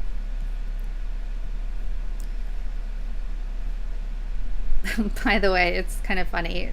David Backman's just taking his chance to ask for an interview, which is pretty funny. Ron Coleman, good for you. You're toasted New York City for it. Bishop Talbert Swan. The systemic oppression, institutional discrimination, and violent persecution of Palestinians are crimes against humanity. It is wicked, evil, and inhumane. Glad to know where you stand. So on and on and on. You can check out Andrew Yang's tweet if you really, really want to see people dunking on him. And as someone pointed out, this is at Joshua Potash, Stephen Miller, Meghan McCain, and Ted Cruz are all applauding Andrew Yang's position on Palestine, which completely ignores the Israeli attacks on Palestinians and puts 100% of the blame on the oppressed. What a guy. If I was running for office and Stephen Miller supported anything I said, I would simply drop out.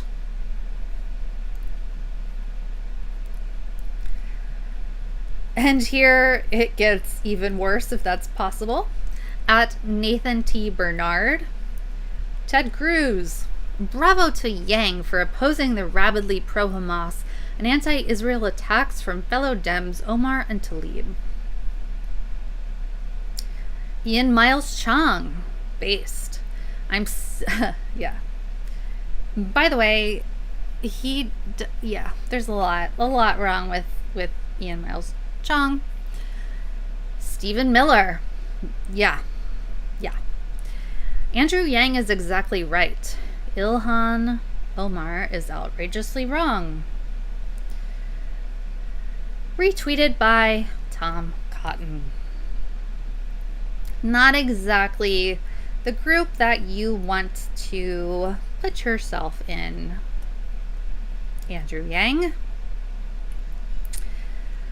Ilhan Omar, speaking of what she said Israeli airstrikes killing civilians in Gaza is an act of terrorism. Palestinians deserve protection. Unlike Israel, missile defense programs such as Iron Dome don't exist to protect Palestinian civilians. It's unconscionable to not condemn these attacks on the week of Eid.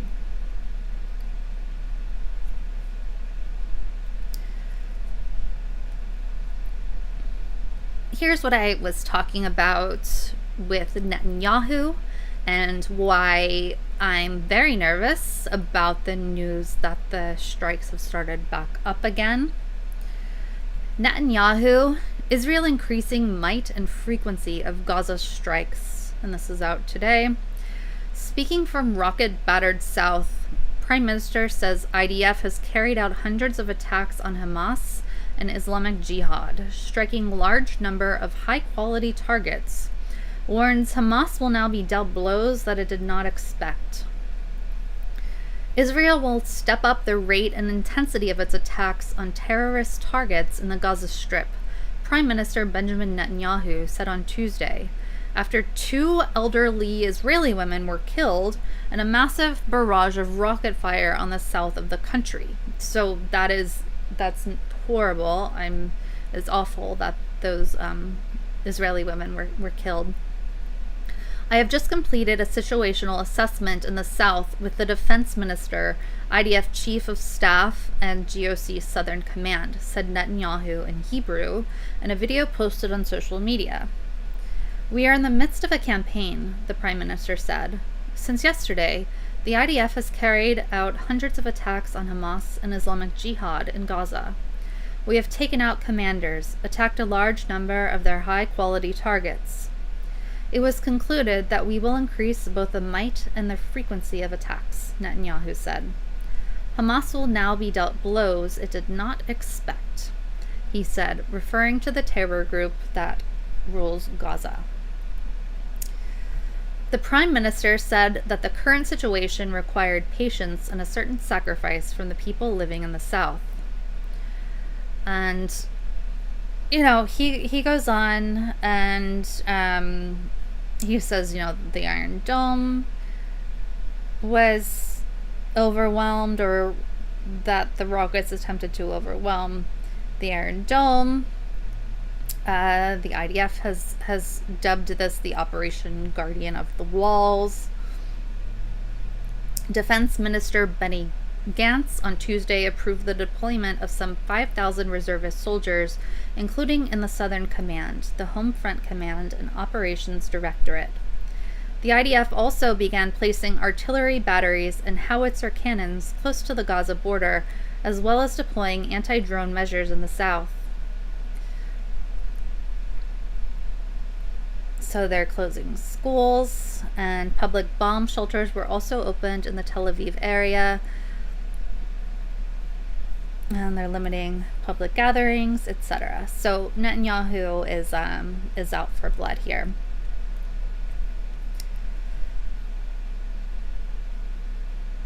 Here's another piece out of Haaretz, again condemning the attacks, and so you can see it's groups that are condemning what Israel is doing. And here we have reporting that 28 people in Palestine have been killed, 2 in Israel. The 2 elderly women have been killed. And this all started because they're trying to evict Palestinians from their homes. Again, it's the chicken and the egg. Why can't Palestinians stay in their homes? You literally have people who believe that Palestinians aren't people, that Palestine doesn't exist or shouldn't exist, that they should just be made to go away, that there's a lot of hatred against Muslims, and it's awful. And you would think that the United States would be able to loudly condemn this, but we know that Joe Biden is not likely to. We know that with the billions of dollars that we give Israel, not likely to.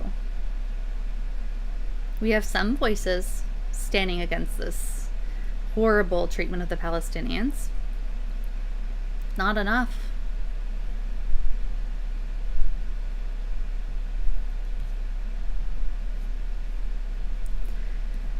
Of course, people try to get the word out about what's happening, because you can't rely on corporate media. You can't rely on state media. So, interestingly, people have been having trouble getting the word out. Instagram and Twitter blame glitches for deleting Palestinian posts, imagine that, about Sheikh Jarrah evictions. Instagram and Twitter said the accounts were suspended in error by our automated systems, and the issue has been resolved and content reinstated. It's incredible that this just so happened to happen to Palestinian posts. What a strange occurrence. Wow. So you have Palestinians who are trying to get out their reality of what is happening there on the ground as they're being evicted, or the attempt is being made to evict them, and suddenly the social media powers that be are not allowing them. But apparently it's just a glitch. What a crazy, crazy coincidence that this just so happened to happen right now, that this just so happened to happen to Palestinians who are trying to get the word out. Just a total coincidence, right? Probably not.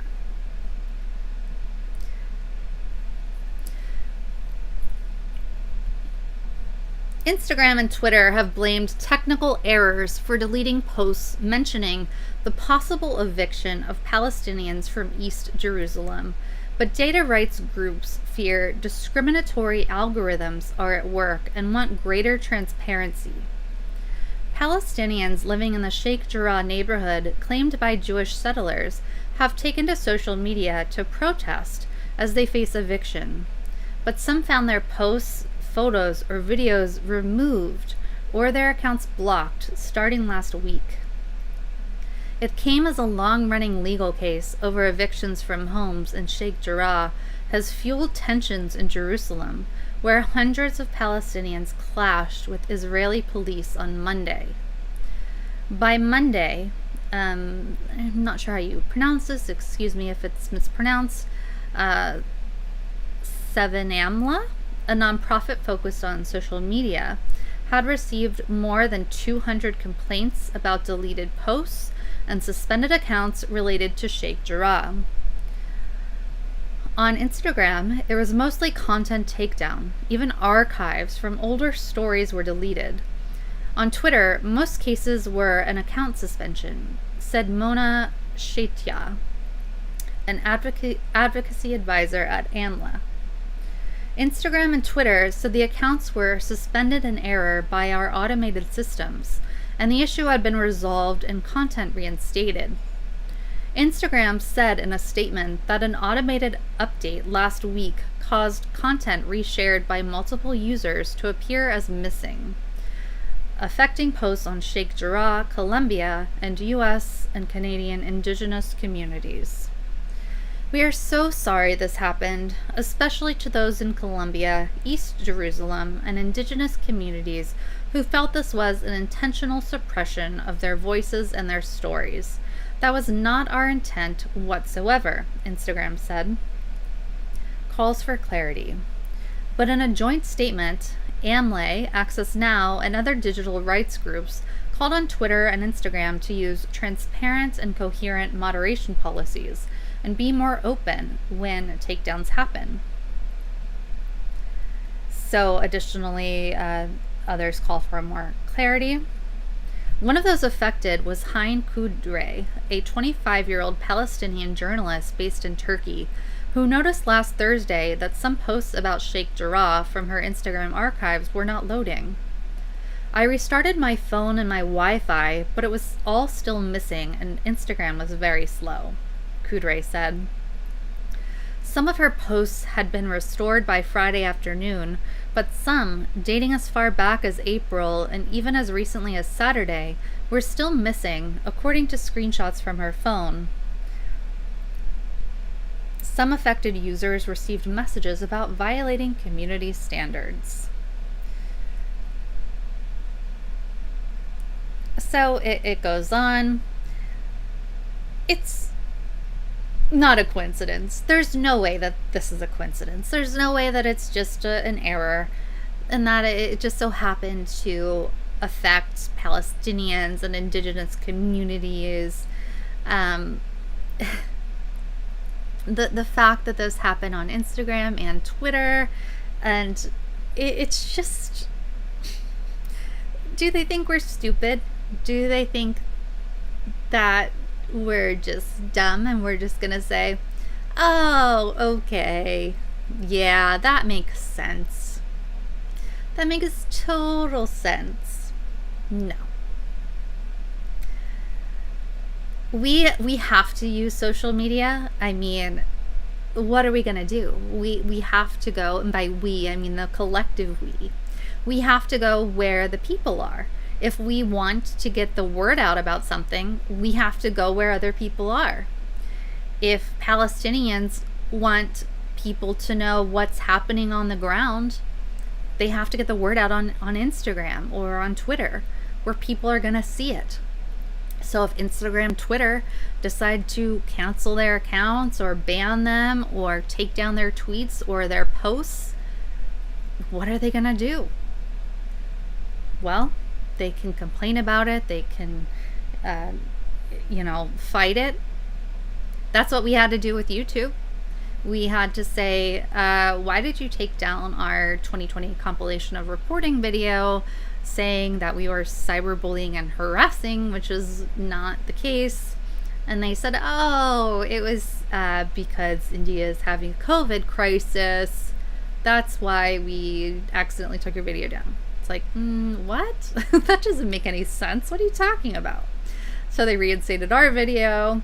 And in this case, Twitter and Instagram are saying, oh, we accidentally, stopped Palestinians from getting the word out about what's happening in Israel. Whoopsie. Our mistake. Just a glitch. Whoops. Twitter, Instagram, YouTube, we're not dummies. Let us do what you're supposed to let us do. Your social media, you're supposed to be this platform where people can upload things, things, as long as they're things that are not harming other people, and adhere to your guidelines. You're not supposed to be moderating things. Like, you're not supposed to be good old Section 230. You're not supposed to be editing. Like, you're not supposed to be acting as editors and taking things down if they don't fit your narrative. That's not your job. Section 230, guys. Section 230. If you want those protections, then you better stop. But the fact of the matter is, they don't want the truth out. They don't want independent media to thrive. They want CNN to thrive. They want MSNBC to thrive. They don't want it to be known what's happening on the ground in Sheikh Jarrah. They want the narrative from the IDF to be known. They want the narrative from Netanyahu to be known. Just call me a conspiracy theorist.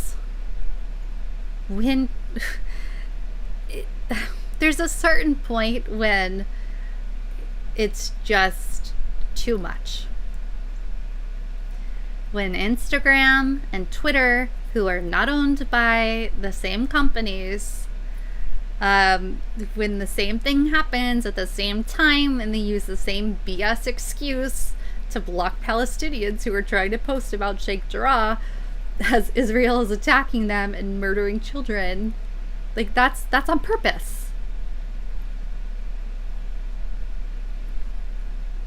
Horrible. Just horrible.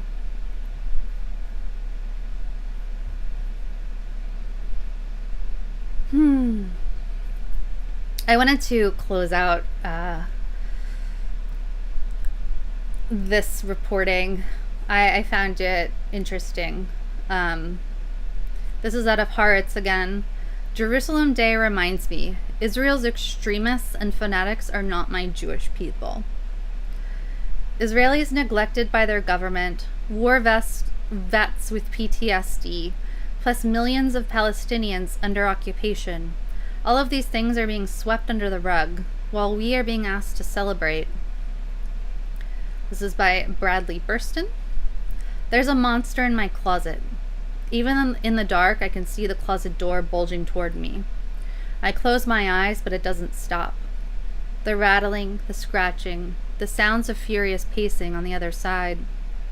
I hear the doorknob turning. Sometimes I think I hear a key turn in the lock. From the side I can't see, don't want to see. There's a monster in my closet. It grows bigger and louder, more insistent by the year, especially in this season. This time, during which some of my people celebrate in ways that taunt and torment and bait the monster. I tell myself, I am alive, my family is safe, because I keep the door shut, against the monster. Not just me. In countless other homes, my people are saying the same thing, hoping the same thing. There's a monster in my closet because I'm an Israeli and a Jew, and because today is Jerusalem Day. Here's the thing. We all know what is behind that door.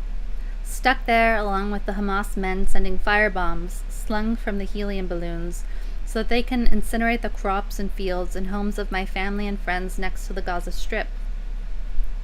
We all know what else is behind that door, who is there, everyone and everything we're afraid of.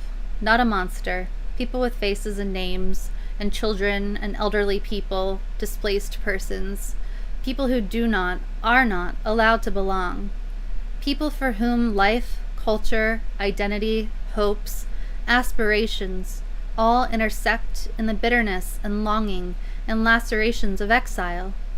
Sound familiar? My people, the Jews, pride ourselves on studying a whole lot, but we don't seem to learn. The great tragedy of my people, the Jews, is also their origin story. Displacement, uprooting from a beloved home, expulsion, exile, and now that we have come back home, thousands of years and uncounted expulsions later, the great sin of my people, our deepest transgression, is the exile we have caused others, our kin, blood of our blood, children of Abraham, the Palestinians.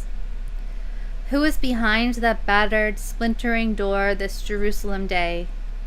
To begin with, the millions and millions of Palestinians held under occupation in the West Bank and East Jerusalem, kept bottled up and miserable in Gaza.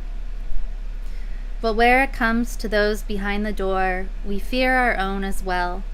We know that millions of Israelis have been victimized and abused and neglected by a government too busy campaigning, lying, slandering, polarizing, or scapegoating to help them, whether they happen to be disabled or abused women or Holocaust survivors or war veterans crippled by PTSD or citizens who happen not to be Jewish. Who else is behind that door?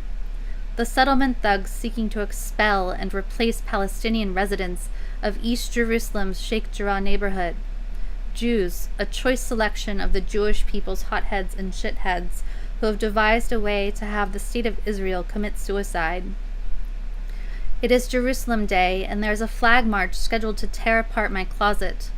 The delirious, hormone-soaked, Orthodox young people, dressed in white, self-segregated by gender, singing at the top of their young lungs a song by a suspected sex offender. He who believes is never afraid. It goes on to state, we're the ones who have the King of the universe, and he keeps us safe from everyone else.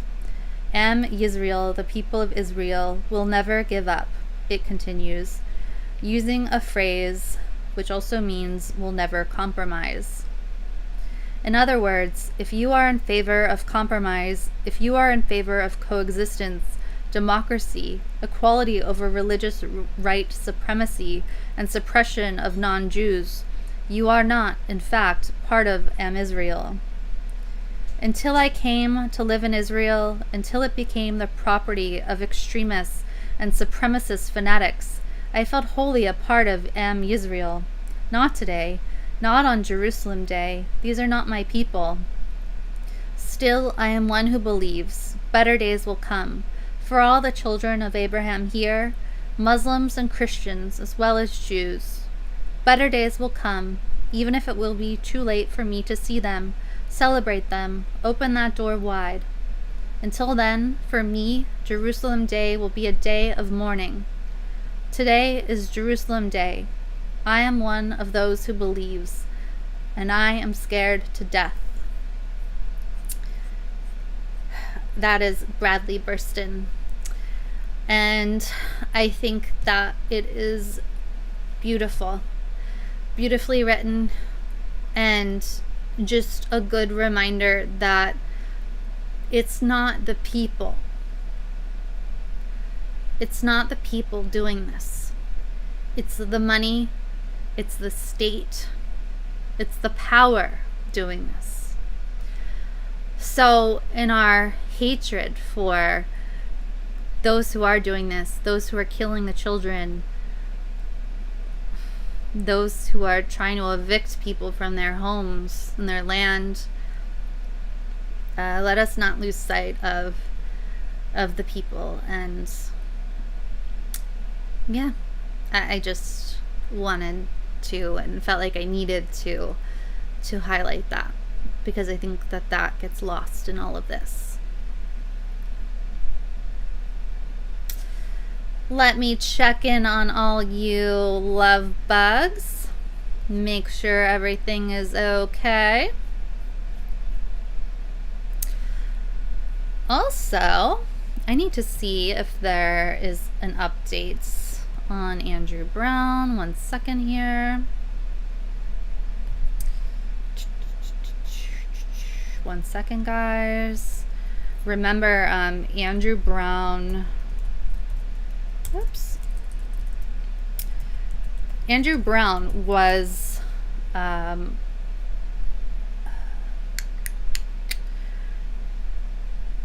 Andrew Brown was murdered by police in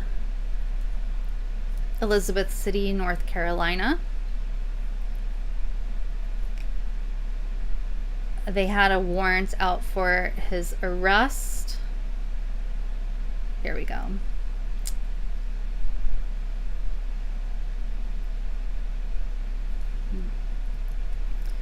Let me remind you of this case before I show you some of this new update here.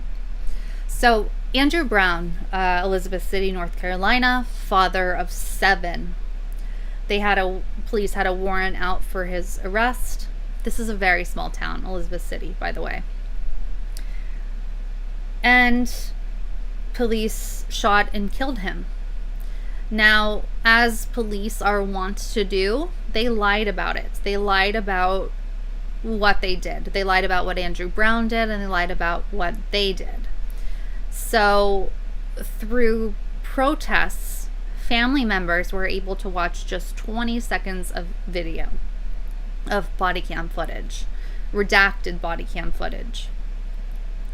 And through that and through independent autopsy, it was determined that Andrew Brown was killed with a shot to the back of the head. Now, cops say that Andrew Brown was getting away, like he was driving away in his vehicle, and that's why they shot him. That's not the case. He was cooperating, both hands on the wheel, he was not a threat to anyone. Cops started shooting at him, and then he started to drive away, as anyone would do when someone's shooting at you. So here are some updates on Andrew Brown, which they just had a press conference as I've been live.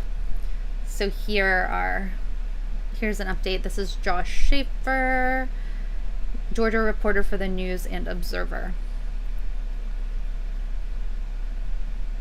And I'm not here to impugn that character or whatever that interest may be. But my number is clearly on the letter, and I would appreciate the common courtesy of a legal professional of either emailing us back or calling us with that response that he gave you. And I'm not here to impugn that character. Oh, okay. I don't know what's going on there. That's Bakari Sellers. Let's see.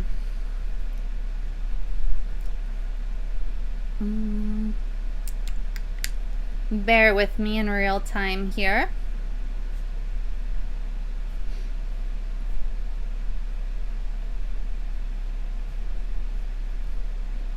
The family has called this an execution.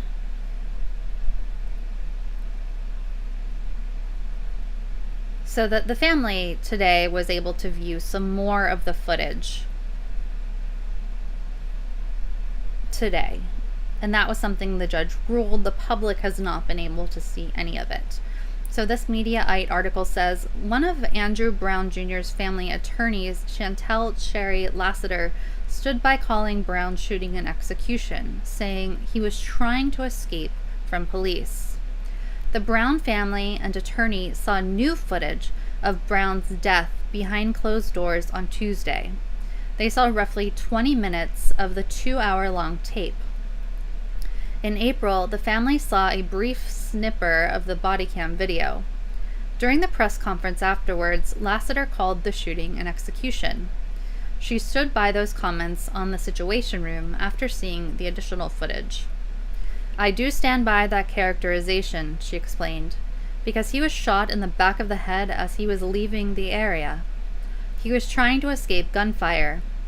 He was trying to escape being targeted and attacked, and he was trying to save his life, and he was still shot in the back of his head as he was leaving." Another attorney for the Brown family, Harry Daniels, reacted earlier by saying, "Now we know why they didn't want to release the tape." Andrew Brown Jr.'s sons also spoke out at the press conference. Gerard Farabee said his father did not deserve to die. He did not deserve to get killed in any way, shape, or form. He did not pose any threat at all. There's no way this could be justified. Lassiter continued the family's call for the complete footage to be released. She also called for the district attorney to recuse himself from the case due to close ties with the sheriff's department. So that is the latest update. As is expected, the family and the attorneys did not get to see much of the footage. It's more than the 20 seconds that they were able to see before, but 20 minutes is still not the full 2 hours. And I'm uncertain if they were able to see all of the angles. There were multiple body cams. And this was redacted. So when the judge ruled on this, he said that things needed to be redacted, such as faces and things like that.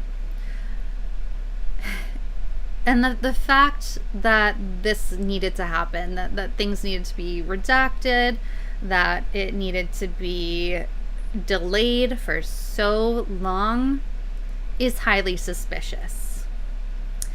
And Status Coup was on the ground covering the protests and marches and memorials for Andrew Brown. And over, we heard people say that they suspected that this was a cover-up, unequivocally. We heard from Andrew Brown's neighbor, who was an eyewitness to his murder. She stated what happened, and she feels that the police are 100% wrong in what they're doing and saying. It's disappointing that the police are unwilling to hand over the footage to the family. I believe it is in the public's interest to see this footage. There was a group of media that did try to get, the judge to release footage to the media, to the public, that it's in the public's interest, but the judge did not go for that. It is most important for the family to see that footage, but once again, they did not fully get access to that. And why? Well, the judge said it would taint, this is a paraphrase, but that it would taint the justice process. While he certainly wasn't concerned with the justice process when Andrew Brown was being shot in a driveway. And that's what happens. Black people are getting murdered by police all the time. All the time. It just keeps happening and keeps happening. And the Derek Chauvin trial felt like a victory for a short time. The charges weren't enough, but Derek Chauvin was convicted on all 3 of the charges that he had, and people rightfully celebrated because a lot of activists and folks worked very, very hard. But that wasn't the system working. That was people working. That was people working and pressuring the system. So what now? Well, the powers that be are hoping everyone goes back to sleep. Andrew Brown's story, I don't think is going to make mega headlines. You know, what happened today isn't going to make mega headlines. It's good that they had Attorney Lassiter on CNN, but the story isn't going to be on 24/7. You know, it's not going to be cycled over and over again. So we're definitely going to stay on this story. We're going to be sending Colin to the Dallas area where Marvin Scott III was murdered by correctional officers in a jail after having a schizophrenic episode. And we're going to do everything we can to shine a light on what's happening in this country, because it can't go uncovered. A lot of people haven't even heard of the Marvin Scott case. A lot of people haven't heard of a lot of these cases. So again, that's the latest update that I have on Andrew Brown. I'll be keeping an eye on it. It is news that's coming in as we speak. So let's see here. There are a couple of things that I wanted to wrap up with here. Let me make sure that this one is. Just a couple of quick things that we should call this ending segment things that make Jen's blood boil. The boiling blood segment. Hold on here. All right, so George Bush. Georgie Porgy Bush. Georgie Porgy Puddin' and Pie. Dallas Morning News. Ugh, God. President Bush's portraits of immigrants reflect a lifelong kindness to strangers. What? What? What? I can't. Help me. I cannot. How could anybody write this with a straight face? How? Oh my gosh. Oh gosh. Oh no. To access this article. No, okay. Well, I didn't even want to access this article. I guess that's all we need is the headline. I guess I could, here, maybe I can trick it. Hold on. Hold on, let me see if I can trick this.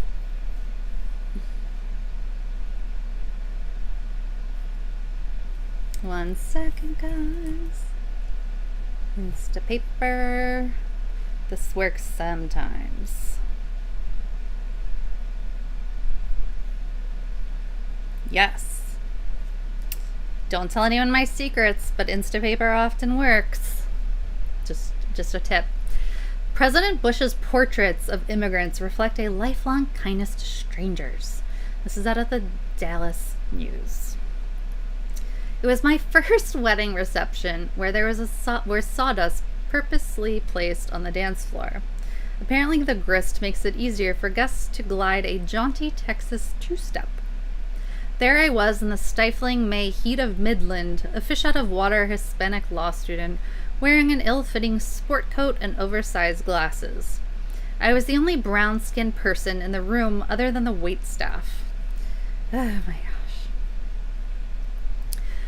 I stood near the wall of that dance hall, half hiding behind an oak support beam, hoping to cast a small enough figure that no one would notice that I probably didn't belong. I had been invited to attend the wedding by a close friend, and I had been looking forward to the grand affair for weeks, primarily because I had heard through the grapevine that the newly elected governor, George W. Bush, would attend. I had always been interested in Texas politics, and of course I jumped at a chance to meet the governor. Now that that moment had arrived, I just wanted to go home, or at least go unnoticed. As cocky as I was at 24 years old, in that moment, I felt conspicuously out of place and was scouting for the nearest exit. Then something extraordinary happened. One unexpected person noticed me. a Latino student standing against a wall in a room full of wealthy ranchers and oilmen, and made his way over. First of all, if someone is in a room of wealthy ranchers and oilmen, do you think they're going to be unkind if they're the governor of Texas? You think they're gonna roll in there and just be a total asshole? No. George W. Bush, the governor of Texas, had spotted me and somehow innately understood my discomfort in that moment.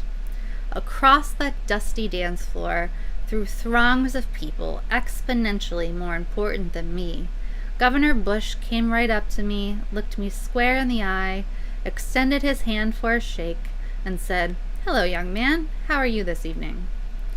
He seemed to understand my trepidation that day, and he single-handedly set out to assuage my discomfort. For nearly half an hour, we spoke of Texas Rangers baseball, the happenings of the Texas legislature that session, and how his father was doing in retirement.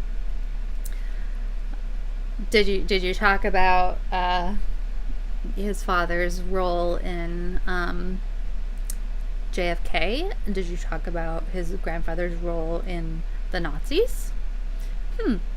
Of all the people in that room he could have spoken to that evening, the out-of-place stranger was the one George W. Bush welcomed first. I have never forgotten the kindness and sincerity Governor Bush, now former President Bush, showed to me that evening and has shown to so many other strangers during his public service.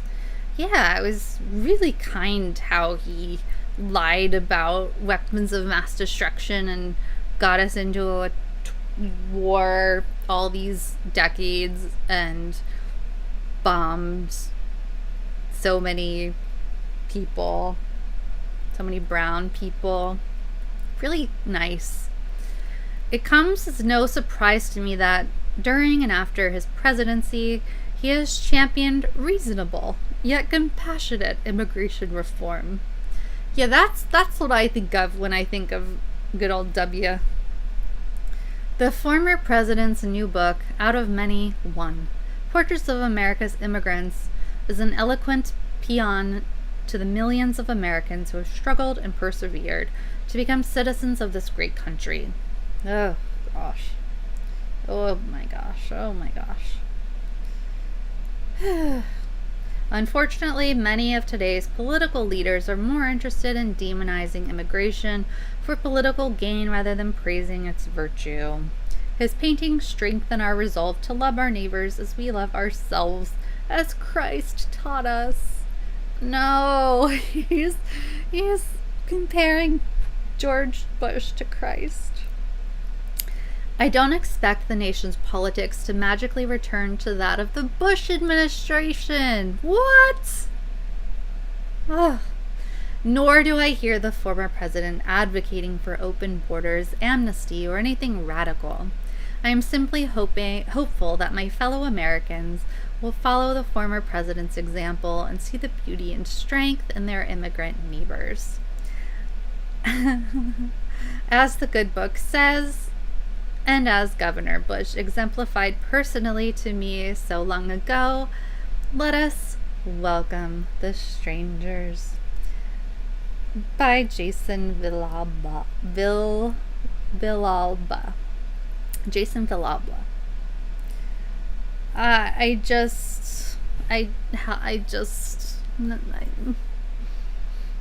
don't know what to say. I don't know what to say. What? That's all I can say.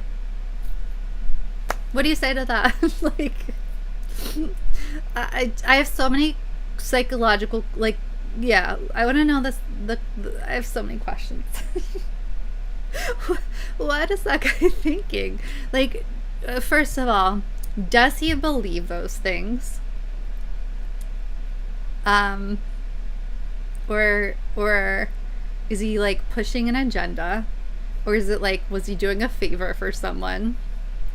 If he does believe those things, how brainwashed is he? How out of touch of reality is he? If he does not believe those things, I would like to know how much it took to buy him, to buy his, like, to buy his loyalty, I guess. So many questions, just so many. Just yikes. Major yikes.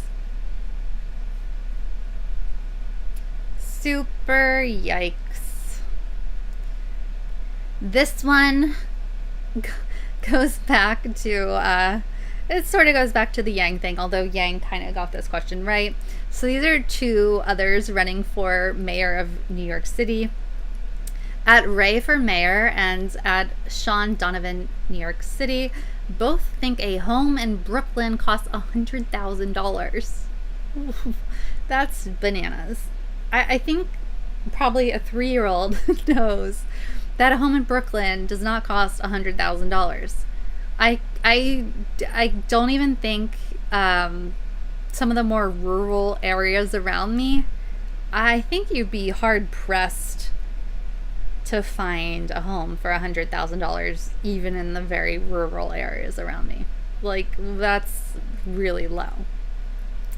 So Monica Klein says, how can you fix the city's housing crisis if you're this oblivious?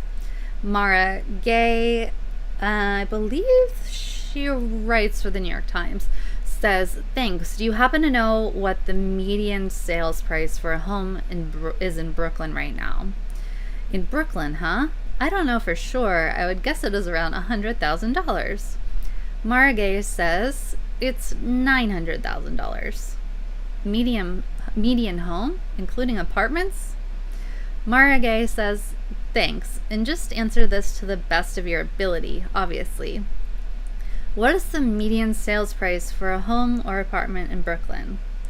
In Brooklyn, that number has gone up now. It depends on where in Brooklyn.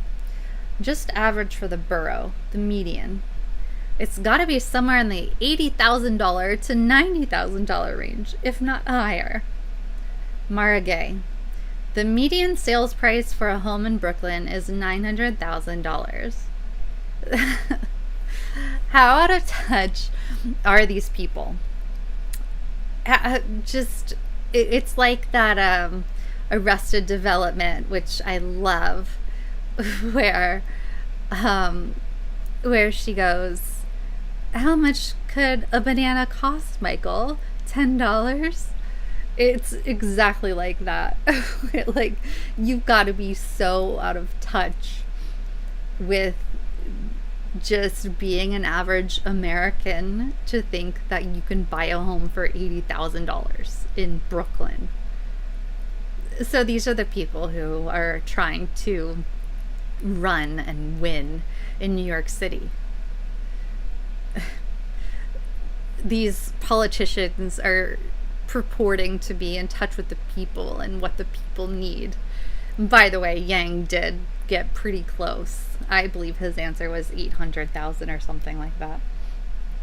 So let me I'm gonna be wrapping up here soon. Seth Peterson, $20 in the super chat. Thank you. Bull Scorpio says 100,000 is half a year's rent in most U.S. cities. I know. So yeah, I'm gonna be wrapping up. This is absolutely just so bananas. Jen say blue hair. Why? I want to know your thought. I'm reading back on your thoughts about Bush, that Bush article. It's crazy. Absolutely crazy town.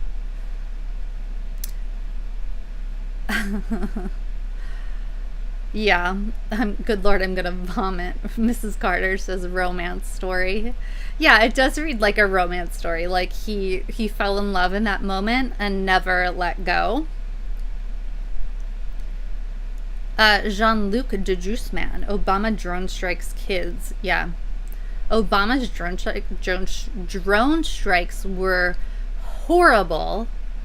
And he gets a pass. Ugh. He gets a pass because he's a Democrat. You know, he gets a pass by a lot of Dems. Disgusting.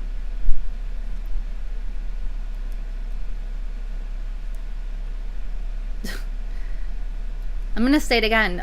Look up Family of Secrets, the book Family of Secrets, because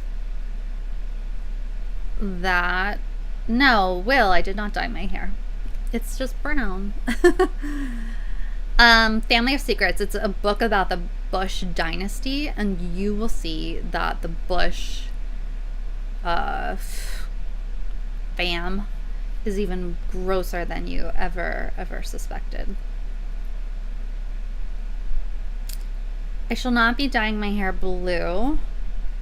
If you guys send me, maybe if we'll do like a super chat day and I'll do a blue wig or something. I don't know. Do a super chat wig.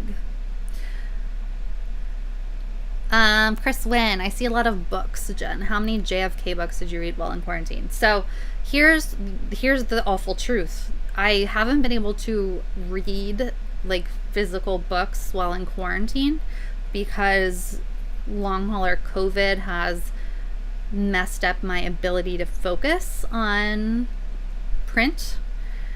So I've been listening to a lot of audiobooks. Audiobooks have been my saving grace, for sure. Yeah, I would do blue streaks for super chats. Blue streaks for super chats.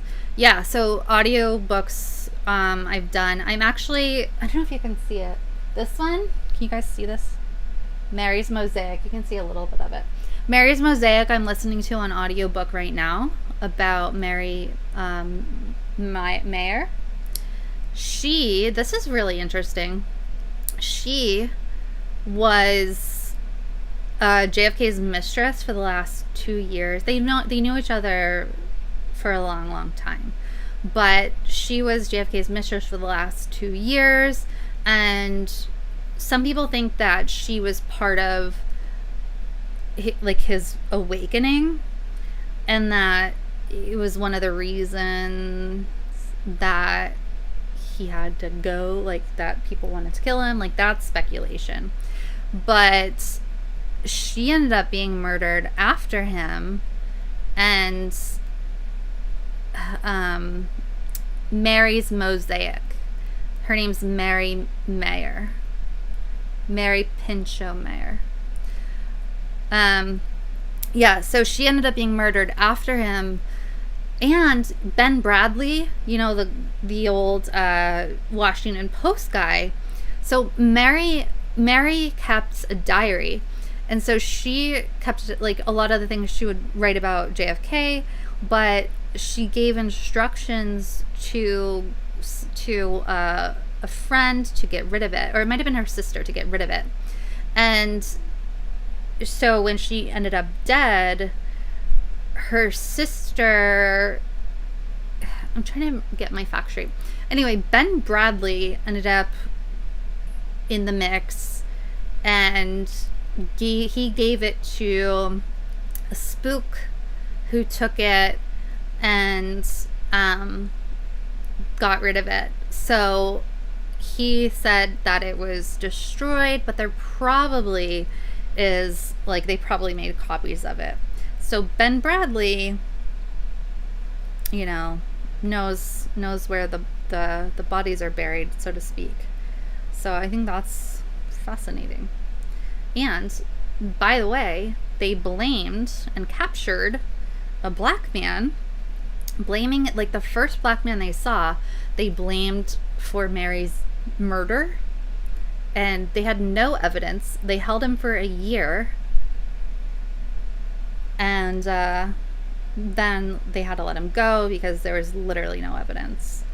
So yeah, horrible. But I love JFK stuff. Jordan's reading a JFK book on his honeymoon. So yep.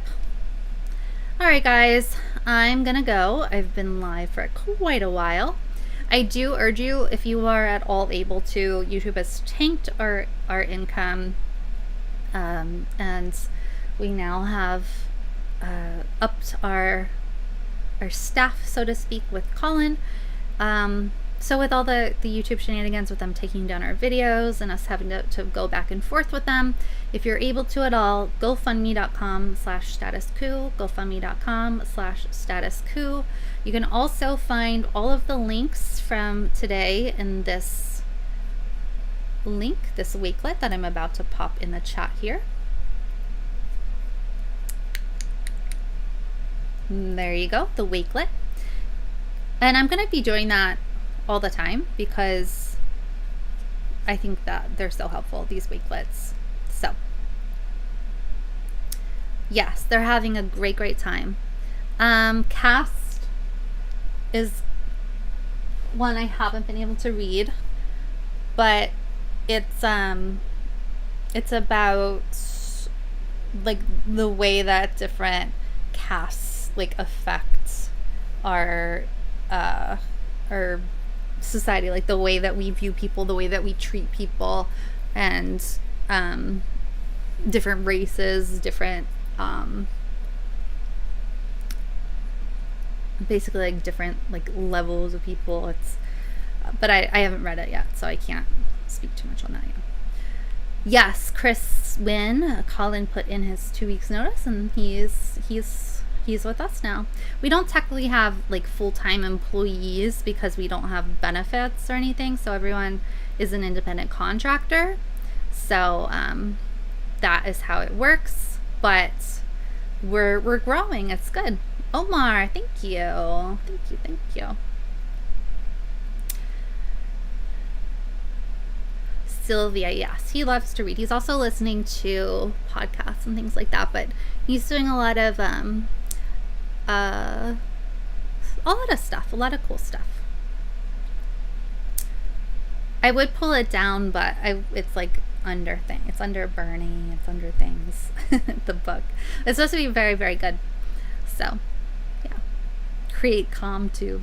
We're on Rockfin, we're on Twitch, we're on lots of things, so you guys can find us everywhere. How is cast different from class? Let me hold on. Cast Isabel Wilkerson. Let me just read you the blurb.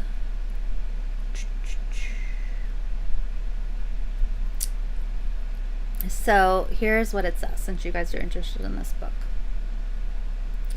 Beyond race, class, or other factors, there is a powerful caste system that influences people's lives and behavior and the nation's fate.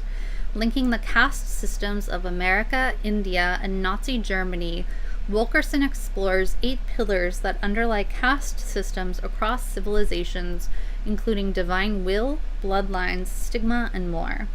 Using riveting stories about people, including Martin Luther King Jr., baseball's Satchel Paige, a single father and his toddler son, Wilkerson herself, and many others, she shows the ways that the insidious undertow of caste is experienced every day.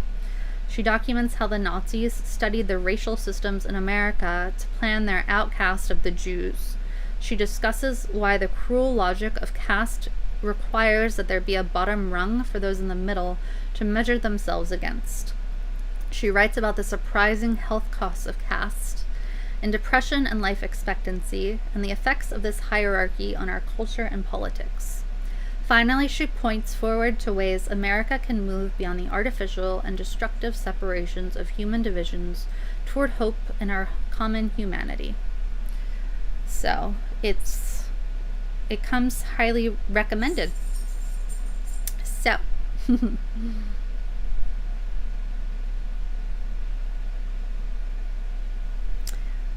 all right, my friends, I will see you tomorrow. Love you all.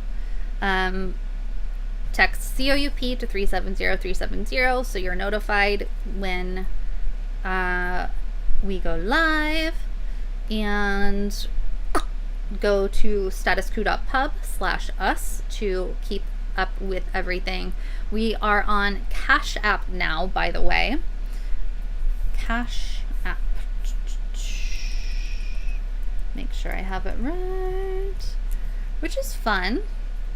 Cash App, which is so confusing. I'm so old. I don't understand how kids use these things these days. Yes, so you can go to cash.app/$ status coup. So some people have been donating that way, which helps us. It helps us stay in the field. I want to send Colin out in the field to cover the Marvin Scott III, black man who was murdered in jail by jailers, and hardly anyone is talking about it. Hardly any national coverage at all. So any amount helps. We need to get Colin some additional equipment, potentially another live view, which is what allows us to go live in the field. So you can help us that way. You can help us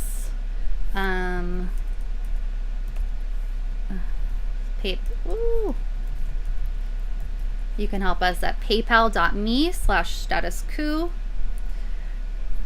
or you can help us at our GoFundMe.